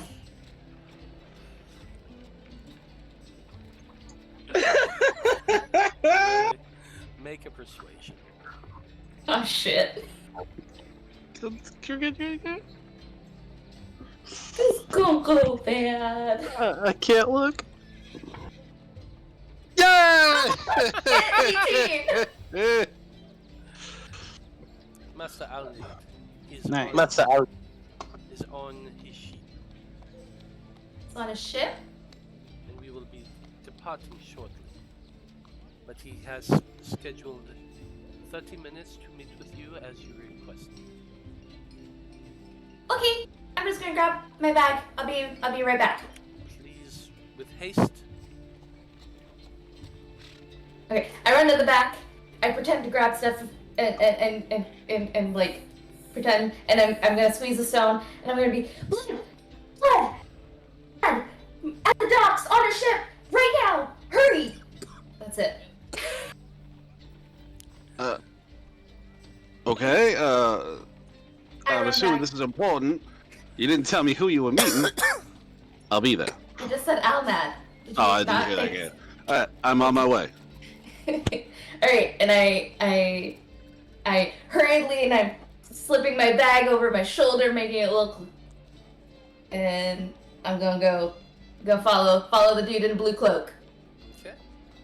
And what he kind of gives you a disapproving look as you walk out, but he does escort you out of Millie's shop and towards the south docks. And I'm gonna meander. I'm gonna make sure we're not walking. Well, he, however, is ignoring the fact and is walking quite fast. So much so that as you begin to meander, you are getting to the point you're about to lose sight of him. Wait, hold on! Girl with a tail! Go ahead. Seriously, this thing is a weapon and it has no master. And sure enough, it's swiping back and forth and hitting passers-by a little bit who seem to be getting rather annoyed by this fact. And you'll see the human turn back and look really irritated, and he almost seems like he wants to pull you along with him. We are short of time, and I do not wish for them to leave without me. Can we please hurry it along? I mean, okay, but like, this thing's gonna hurt somebody. Hold your tail and come along. How does this stone work? If we were in the room with blood at the time, did we hear it too, or is it just the person holding it? No, and actually getting back to it, you guys have been in the conclave speaking with the archivist. When blood, that's when you heard that message in your head. Something about Alnan Doc's hurry. It was kind of hard to follow, but you did get that message, and you guys would have heard him respond saying, oh, okay, I'll be right there. Yeah. And so I'm rushing out. If you're coming, you're coming. He would have said, she just said that guy Alnan, the white Tabaxi's at the docks. I'm going. Yeah, I'll down the rest of my tea that has whiskey in it and dart out with him. Indeed you do, and so you see the two of them rush out. I assume the rest of you are following, or Apollyon and Veil?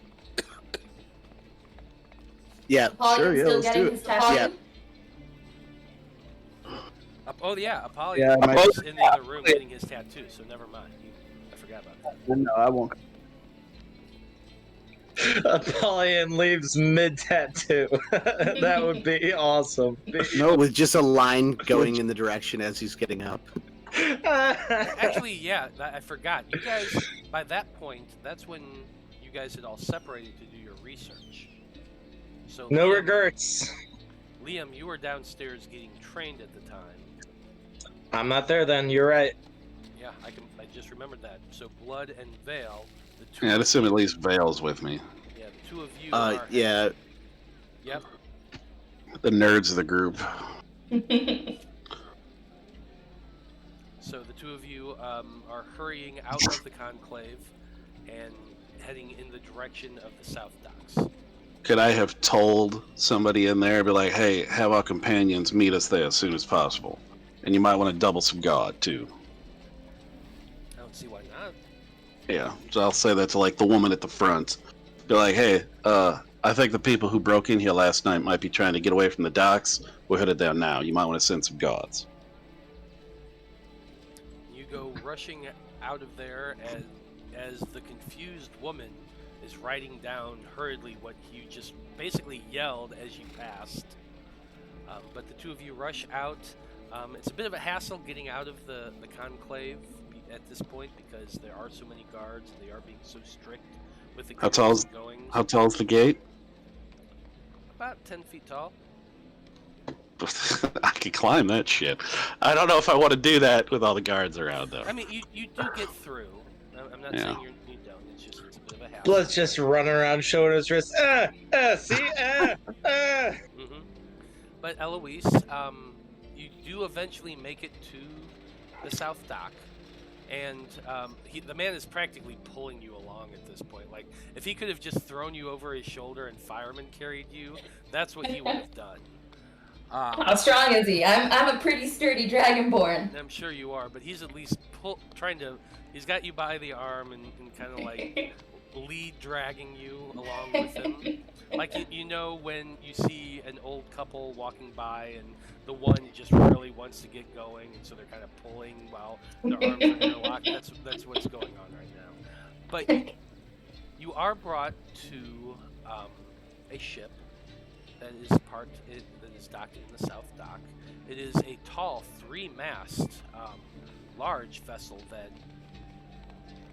you almost kind of wonder if it's more for a sea voyage than for a river or lake. It's pretty big. You are led onto the top and to the gangplank, and as you do, you note that the name of the ship is the Greenleaf Friend.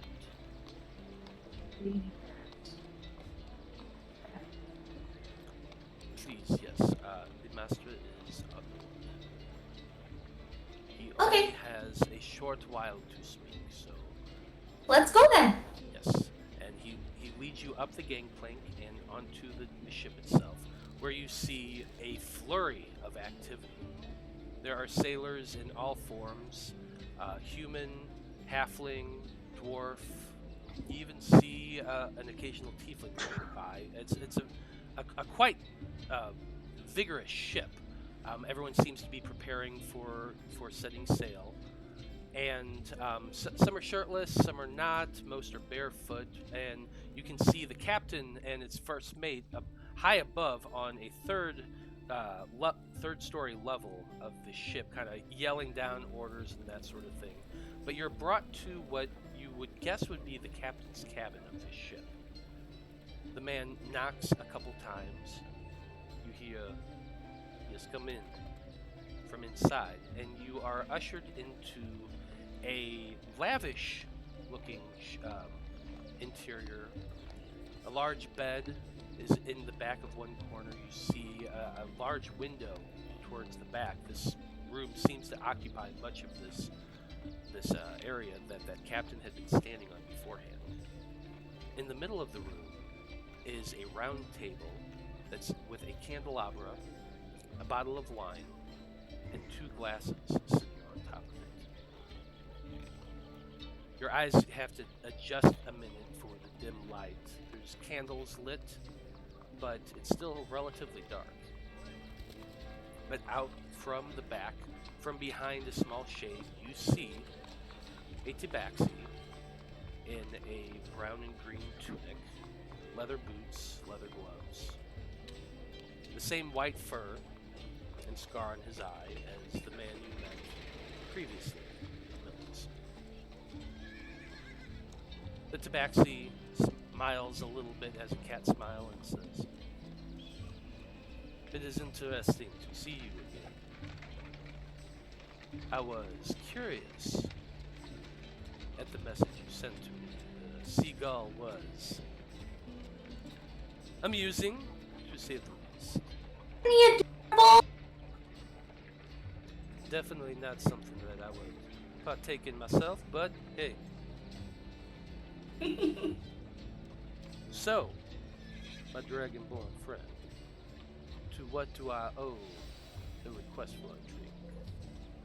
And as he asks this, he walks forward and pulls the cork out of the bottle and pours 2 glasses, one for each of you. Before taking one and kind of sniffing it a little bit. You're kind of getting a very Don Juan vibe. I'm just gonna look around. Are we alone? You are indeed alone. Cool. I'm casting Detect Magic. So you're just... The moment you walk in, I'm just like, begin... hold that thought. Casting Detect Magic. Excuse me. What? Why are you casting a spell? What are you casting? And the moment you begin casting a spell, his hand goes down to the rapier that's hanging from one side. Yeah. It takes me 6 seconds to cast it because it's an action. Like, oh, I can't hurt you. It takes 2 seconds to stab you. Just be careful. Uh-huh. And so if you're continuing, he pulls out the blade and he points it directly at you. What spell are you casting? You do one more incantation and I will end your life. Fine. I'm just detecting magic, okay? Why do you need to detect magic in my ship? Because I want to make sure there's no spell on you. There is no spell on me, but there are many enchantments on this ship, and that is I don't not care something about you your need ship. to know. I care about you. Well, Why do you no, care not about necessarily me? about you. No, not necessarily. I don't know you yet. But, and you're the one who called me friend. But there's someone who does care about your well-being, and I want to make sure that everything's a-okay.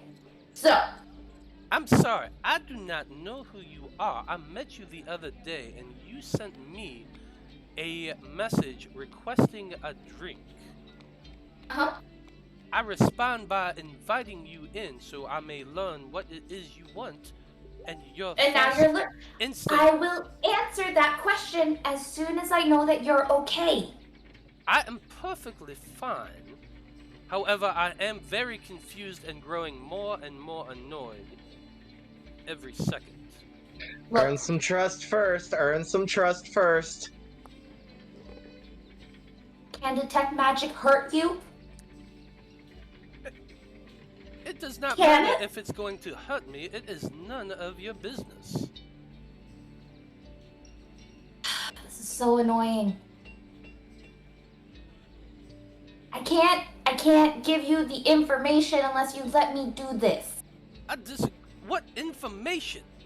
You It's asked really me for a important drink. information. You're really gonna want it. I promise. Oh my I'm god! sorry. This is just more ridiculous than I am willing to endure. I can see how you would think that, but I promise you, this is to your benefit. Please, please, please, please, please.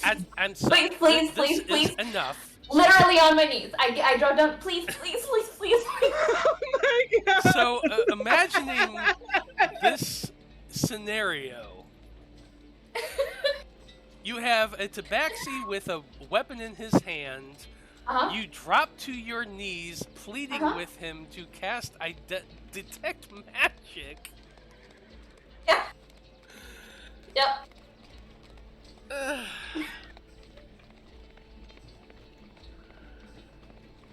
This is very funny. How close would However- Vale and I be? So Not you are- close enough. You are not quite at the South Docks yet. No.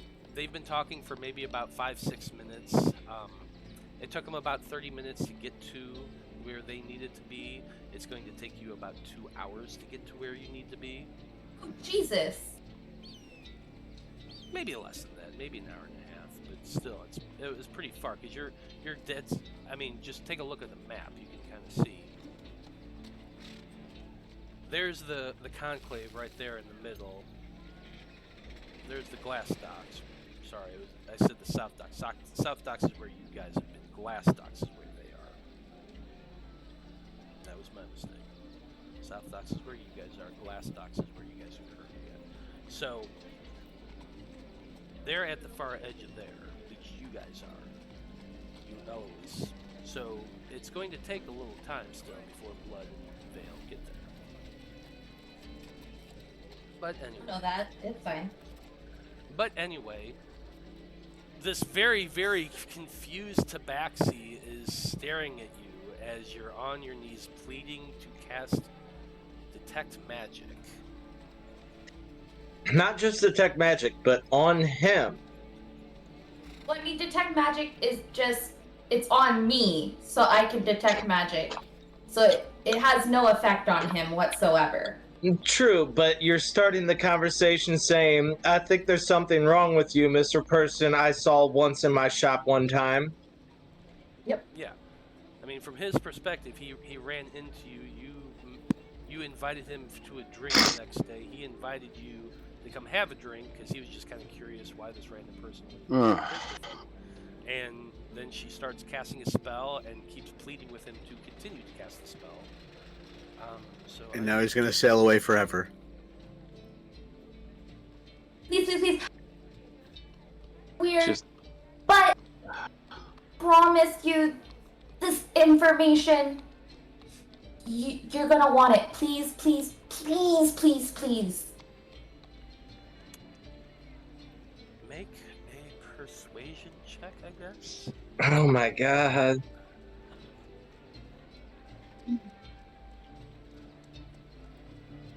oh, 13. that is good. Middle of the road.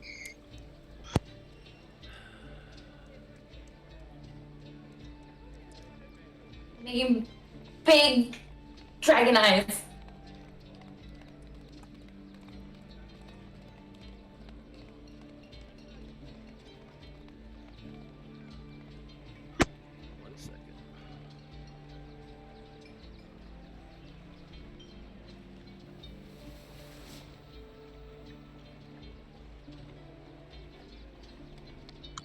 I just see like evil Eloise on one shoulder and good Eloise on the other, and evil's saying, "Cast it. What's he gonna fucking do?" And good one's all like, "Come on, it's a good idea. You should cast this." And they're both telling you to cast it.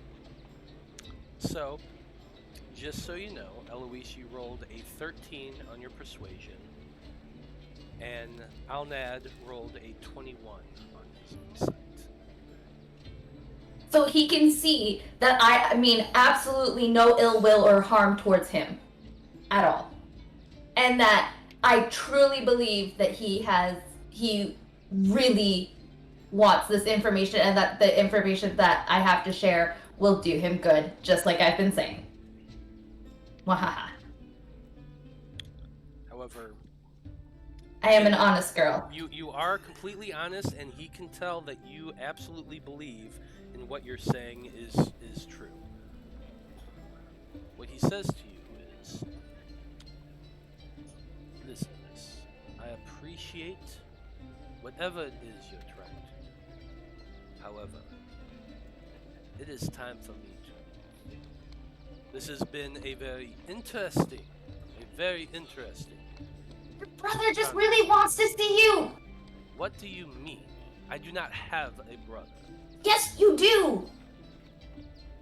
And this is why I wanted to make sure there was no spell on you, because Ma'am, your memory's been messed with. madam, I do not know who you are. I have never met you apart from the other day. For you to assume that you know me, that you know where I come from, or you know who my family is. He sounds It's exactly just like you. beyond. He looks exactly like you, except he's black, and he has the exact same scar, except on the opposite eye. And- He says that and he how has many a brother members- who looks exactly like you. And And how he many described you members- before I ever met you. And how many members of your race look like you? Just because I am a Tabaxi does not mean I am related to every Tabaxi in the country.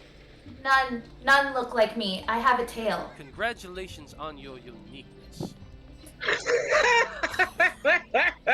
However, not all Tabaxi look alike, and not all Tabaxi are inherently related to one another.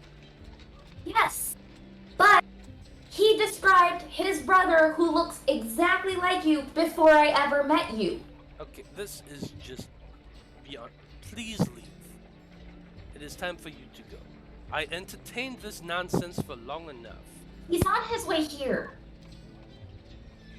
Who is on their way? What? Your brother! I do not have a brother. I do not know what it is you're talking about. You are mistaken, madam. I'm Now, gonna please take the get hit and I'm off. gonna cast a spell magic. Oh. And the moment you begin casting a spell, he reaches up and kicks you in the face. Yep. I'm still gonna cast a spell. I knew a hit was coming, but I'm gonna do it. Okay. I don't know what I would. Blood, For get there initiative. faster. So that's a booted kick and a 14. 14 does not hit. 14 misses. I'll assume it at least glances off the side of you. However, you are able to cast a spell, and you cast detect magic as your. No, I cast dispel magic Cast a spell magic. Okay. on him. Throw up dispel Yeah. magic. I hope this doesn't hurt you. Na na na na. Hey, come on! I clicked the thing. Show up already. The spell magic wouldn't like undo revivify on it. No, but it might undo I know. whatever is messing with his head.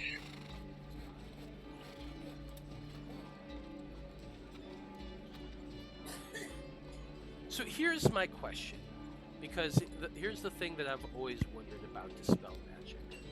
Does it work on magical items? I think so. Doesn't I it? think it works on what you target. Well, I guess. Yeah, because I mean, there's been a magical item involved that they've had to dispel to get past in other situations. Like magical, security devices. That would be an object.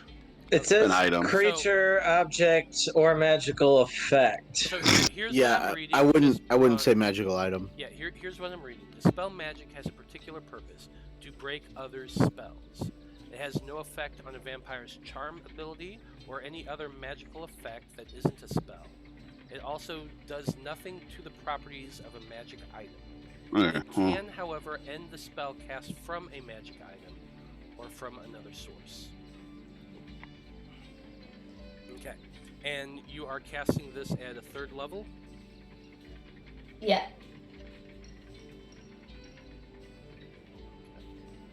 Yeah. He's done. You cast the spell and you see it wash over him, and he is looking down at you, and he points his weapon directly at your throat. And he says, "You get off of my ship right this moment, or I will call my gods and arrest you on sight." Arrest for what? For telling you about that you have a brother? For attacking me. I didn't attack you! You're the one who tried to hit me! You just cast a spell, a unrequested spell upon me. I don't even know what you cast, but get off my goddamn ship. And he grabs you by your shirt collar and begins trying to pull you up.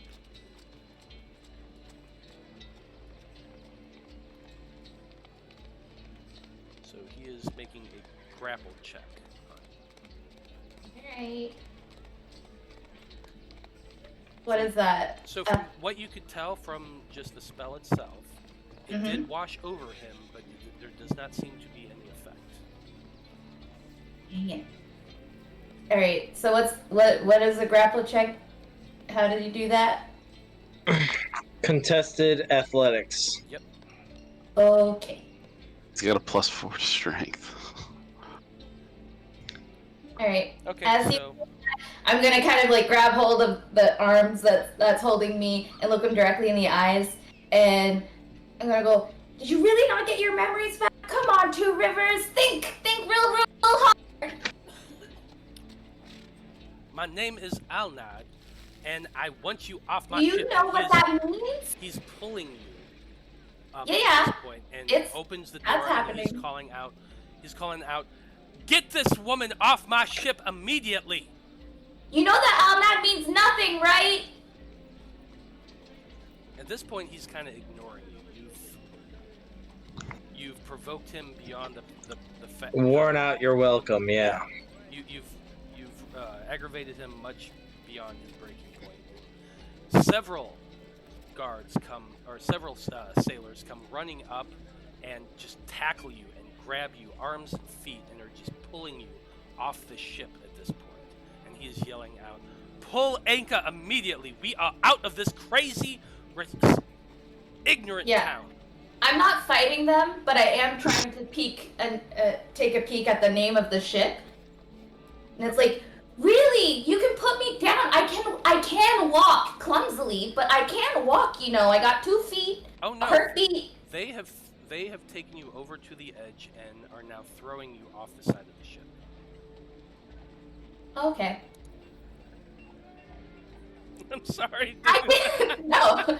I can swim. You know, this isn't splash. You can hear the chains beginning to pull up onto the anchor, and you're hearing calls of sails to be dropped as you are thrown unceremoniously over the side of the ship, and you land in the water with a gigantic splash. Am I able to see, since I'm gonna be towards the back end of the ship, the name of it? Yeah, I told you the name when you first got on. Oh yes, the green leaf, Yeah, right? The green Something like leaf, that? The green leaf's friend. Green leaf's friend. Okay. I did my best. That would have been funny if it was called Dos Rios. Why Dos Rios? Two Rivers. Two Rivers? Ooh, I wish I would have thought of that. That would have been awesome. Can I change the name of the ship? Yes, you can. Sure. Okay. You are the DM. Absolutely, it is now Dos Rios. I love it. write it down. That's canon now. But Eloise, you are in the water, treading water. Go ahead and make for me an athletics check. I'm pretty sure that's what it is. There's the swirl check. Let's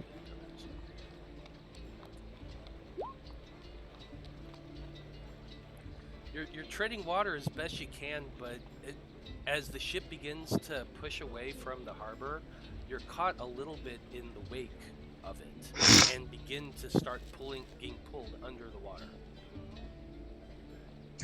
Is Blood there by now? Probably by now, Blood is at the glass docks, and you come just to the edge of it, and you're scanning around. You see quite a few ships. There's a dozen in all in the harbor right now. What are you guys trying to do? Well, I guess we'll quick look around for Eloise. And then look around and see if Splash. there is a white furred tabaxi on any of the ship. I mean, I guess we'll look around for Eloise first. Okay. And then maybe if that ship is leaving, that might catch our eye because that's, all the other ones are docked and that one's leaving. So go ahead and make a perception check, both of you. That's a 16 for me. 18 for Blood. Okay.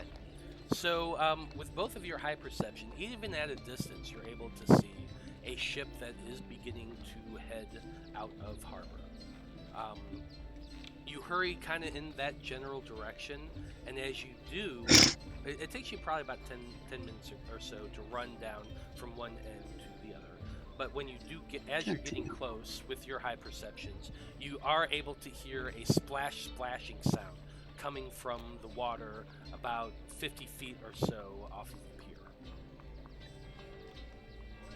And Eloise, more to... go I would say- ahead. Eloise, go ahead and make another athletics check for me. You were pulled under the water, and you're trying to hold your breath. So actually, first... Ooh. Okay. Actually, yeah, go ahead now and make a Constitution saving throw for me. Oh, there we go. You do manage to hold your breath as you are pulled under the water from the wake of this ship. You're trying to kick and tread water as best you can, but you're having difficulty, and you're pulled underwater right now. Blood and Veil, you just see the slightest form of a white scales getting pulled under the water. And you say she's 50 feet off the dock, so the ship is still relatively close? The ship itself is... It's far enough away that you can't make out the lettering on the thing. It's not out of the harbor completely itself, but it's more than halfway. I mean, it's a sailing ship. I figured it'd take a little bit of time for it to get up and going. Are they in distance that I can shout? Can I see the deck, people on the deck, and what they look like? You can certainly try. Alright, Liam, Apollyon, by now you would have gotten word that your friends had run off, just so you know. But you're an hour and a half away. Yeah. With that 18, can I see anybody on the deck? With an 18, you can see the figures moving around on the deck. At this distance, it's really difficult to make out details, but you can see figures moving around the deck. You can see someone towards the top back of the ship that seems to be directing. The sails are fully out at this point and seem to be catching a decent amount of wind. Is there a means of... is it like open water, or is there like a central point where they have to funnel through to get out? It's actually pretty open. Like in the water. Tull. This port town was built on the side of the lake. The lake is very open. So after getting past a few water bracers and a lighthouse, it's pretty much open. Quick clarification question. Was the message that Blood sent to me, what did it say? Because this will change how I respond to it. Yeah, what was it you said to the... Well, I had said, as like, I had told to tell the guards as well as like the men who assaulted the archivist and broke in here are escaping on a ship at the docks. And I told the friends, like, tell our friends Eloise is headed there now. Alright, if that's the message I got, that would explain me rolling so low with my training, and I dash off immediately. And as soon as I can flash my tattoo, I'm out there and double dashing at 110 feet per round. Okay. And Apollyon, your tattoo was interrupted, but you're about 3/5 of the way, maybe 4/5, I don't know, of the way to complete it. So it's up to you if you want to stay with the tattoo. I stay. I don't leave. I stay there and continue to get the tattoo.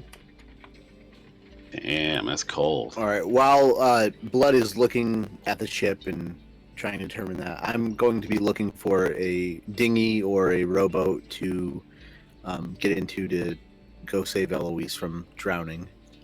Fair enough. Go ahead and make a perception check for me. Are there any guards around? There are a few patrolling and moving around. And... That's an 11. Okay. It does take you a few minutes, but you do spot a little rowboat that's tied to one side of a dock. You're not quite sure whose it is, but it is there. Yeah, I don't care. I'm going to commandeer it. I figured. And you jump down and pull the rope off and begin grab up the oars and begin rowing over towards Eloise. Go ahead and give me an athletics check, please. That is a 6. It's My frail little wizard arms. Yeah, you're having a hard time. You're rowing as hard as you can, trying to get over there. One oar is in the water, the other is just kind of making a circle in the air. Your rowboat begins to spin a little bit as you're trying to row it.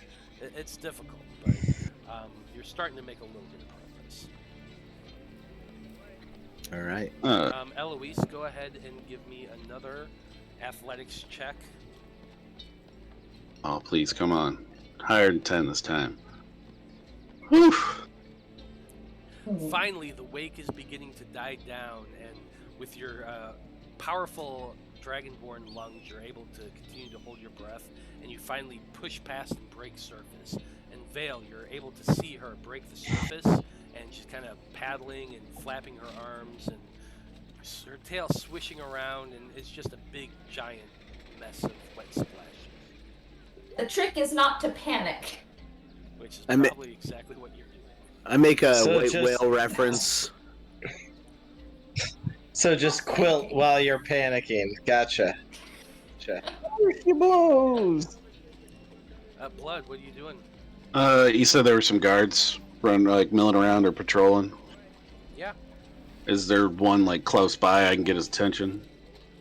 Sure. You can find a guard that's coming nearby. I was like, do you have any information on that ship that just left?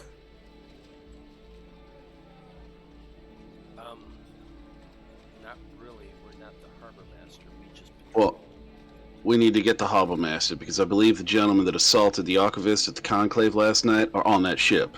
You need to do everything you can to stop it. What? There was an assault at the Conclave last night, and the perpetrators are on that ship. It is you're letting criminals get away, sir. I shout across the water. I could burn it to the ground, or water, by the way. Well, I don't know. Are you too far out for me to hear that? I figure sound travels right across water. Yeah. Yeah. You can probably hear him no problem. I'm not telling you not to do that, but I think the gods might be upset. Yeah, I'm going to focus more on saving Eloise right now. Okay, go ahead and give me another athletics check. Well, nat 20. That's close. Yeah, 17. that's a great roll. You're able to row the boat over to Eloise. She's splashing there in the water, and so it's not difficult to find. And you finally get the oars back into the water as they're supposed to be. You pull toward her. She barely manages to get a hand up on the boat, but you have at least stopped Eloise from drowning out in the lake. I say, all right, miss, get in. Oh, hey! Glad you guys finally made it. Yeah, we We had a little journey, a little ways to go. When Veil got your Apparently. message. I mean, when Blood got your message. Can you grab my tail so that it doesn't sabotage me as I'm trying to climb in? Oh, absolutely. You get that could not be a more Veil move The mage than what you hand just did comes right out there. and grabs onto that tail as he's trying to help you Ah. into the boat, and it's just this weird ass over tea kettle kind of vision of pulling this dragonborn by her tail up and over into the Jesus. Ow, ow, ow, ow, that hurt a lot. I thought it would. and you tumble onto Veil as he's trying to pull you up, and you just land together in a big old heap. This magic moment. Ow. But you are able to row your boat towards the docks once again. Yeah, I delegate Eloise to row back. What the? And you can see a rather irritated-looking human on the dock yelling down at you. What are you doing with my boat? Returning it. Get back up here! That's mine! That's what we're doing. But, Blood, you requested the quartermaster of the docks, and the guards are very confused by, because you just basically called him over. That guy attacked the conclave. Go get him! Go get him! So they're confused and not quite sure, but eventually, over about by the time Eloise and Veil have managed to climb up onto the docks once again, the boat is out into the lake itself. And seems to be heading towards in a northern direction. You can just barely see it at this point, but it is out there, and you've been watching the whole time, so you can judge based from the lake where it is. The harbor master does come up. He's a short dwarf, very stocky, blonde, slightly graying hair. Kind of waddles over to you, very big bellied dwarf. What's this about criminals leaving the port? Who are you? It's like, I am a member of the Conclave, sir, and I'll show my little tattoo. I was like, criminals are escaping on this ship. I need all the information you can tell me about who owns it and where it came from. Go ahead and make a persuasion check.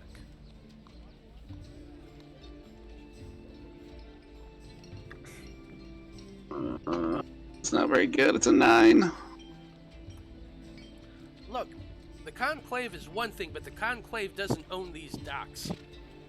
And I'm not just going to be handing out information of our clients to random people who just come running around.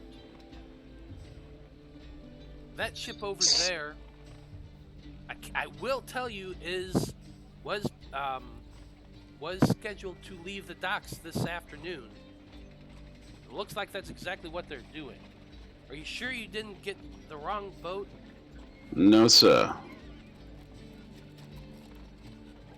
Speaking of running around at 110 feet per round, am I there yet?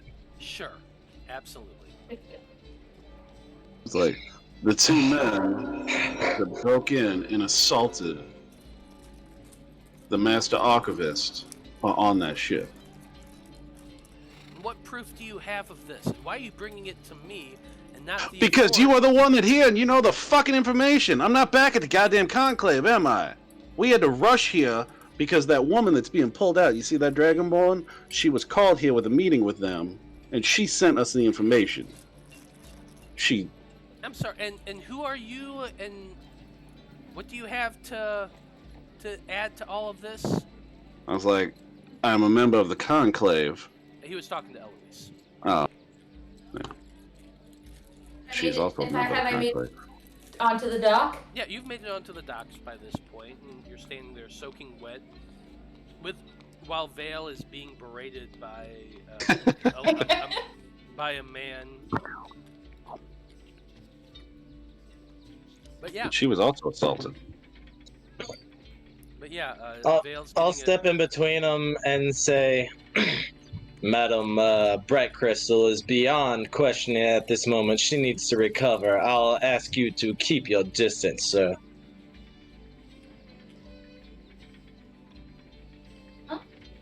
Look, you called me out here. I just arrived a moment ago, but you're questioning my friends, and you will not continue to do that. Goodbye, sir. And I'll just escort Eloise I'll walk with and him. Veil out of there. I'll stay there. Honey. So you're pushing Veil and Eloise, who are just completely sodden and dripping, away as this bewildered dwarf is staring at you like, what the fuck was From this what about?" I can gather, in about 5 seconds of knowledge, they're soaking wet, and he's questioning them. They've gotten into trouble, and I'm getting them out of there. And the guard I flagged down, is it the same guys I talked to the other night? No, different guard. Okay. I was like, you, sir, was information not given to you recently about a white-haired tabaxi in the port that was a person of interest? Yeah, I do believe I saw something about that. Yeah, that was 2 days ago. Yeah, that motherfucker's on that ship. I'm sorry, and what And proof he is the one that... What proof do you have? Her. She was called to a meeting with that white-haired Are you tabaxi on talking the about the ship. Dragonborn that's currently being pushed away by that Let her stringy come, yeah. Earth human? Oh, you don't call him a stringy human. Let her come back, Liam. Or Chuck. First of all, thank you. If you wish to be questioned, Miss Brightcrystal, I will stand by your side, but I am not going to let them accuse you of something that you did not do.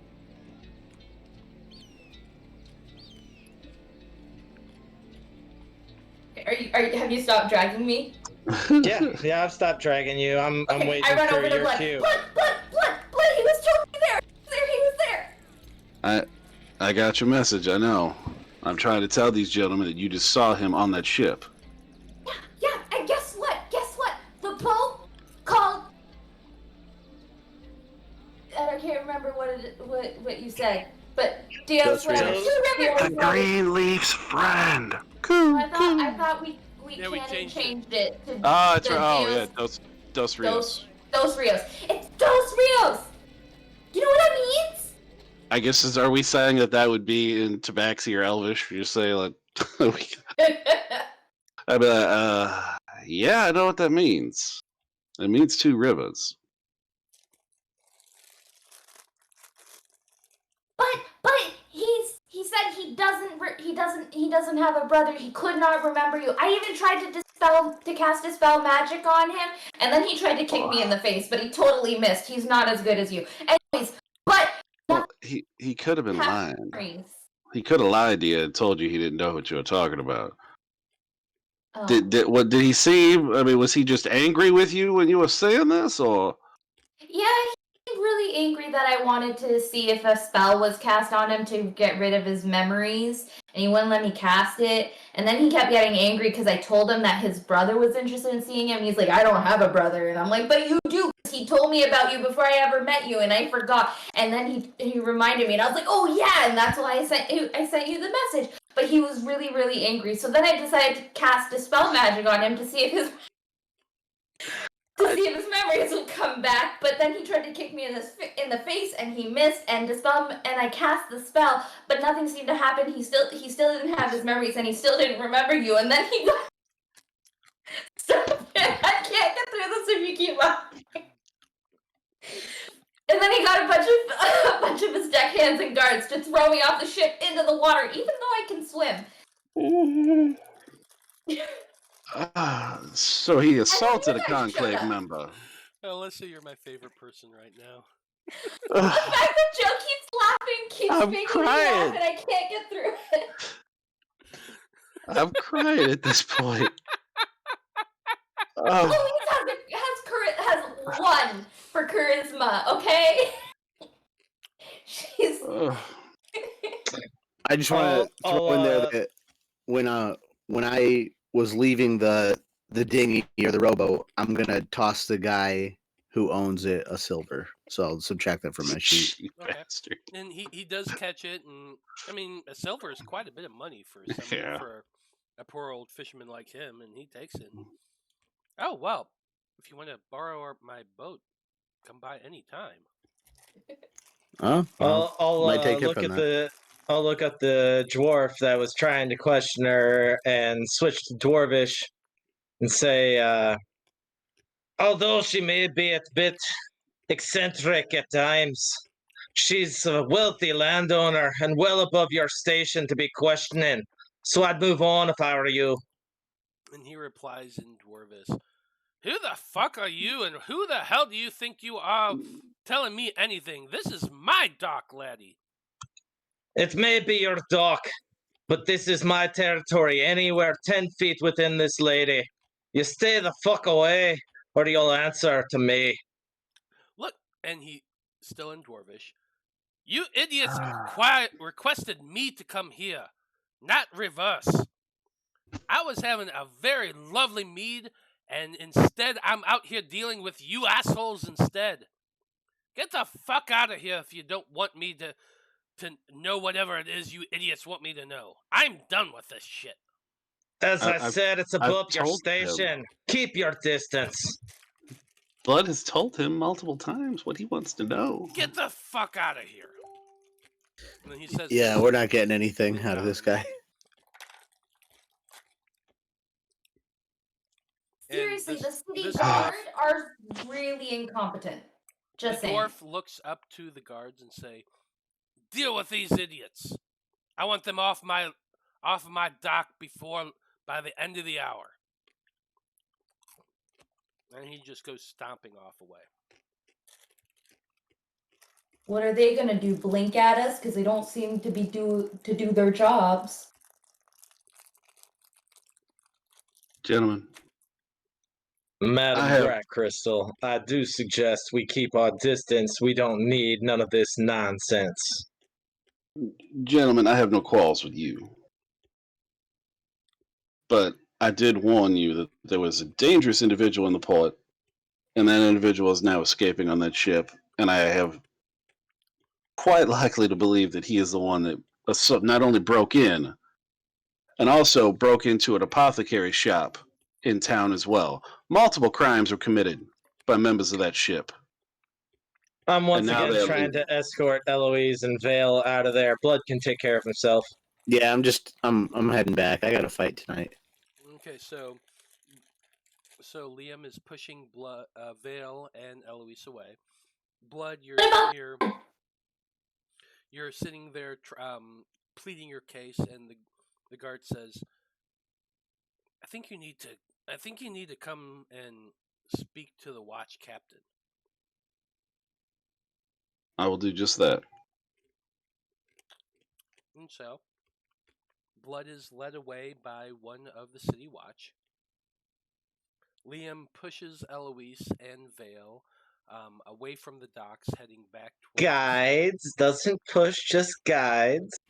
And Chuck's doing that. Yeah, it's Chuck right now. Sure, whatever. Eloise Fuck you doesn't too, know man. that. Eloise has never been introduced to Chuck. And probably by this point, Apollyon, your tattoo is getting finished, and the tattoo artist kind of gives you a slap on the ass with, "Okay, laddie, you're done." Yeah. You and half-orcs, brother. man. He's got to tell. amazing. He's got to type there, don't you? He is an impressive specimen of man meat. But I think that's a good place to end things off this evening. No. Oh my gosh, chaos. It is 10 o'clock, and yeah, this was absolutely a game of chaos tonight as you guys stirred up a lot of shit that I was not expecting, and I did not expect you to go that way, Eloise. So that was interesting.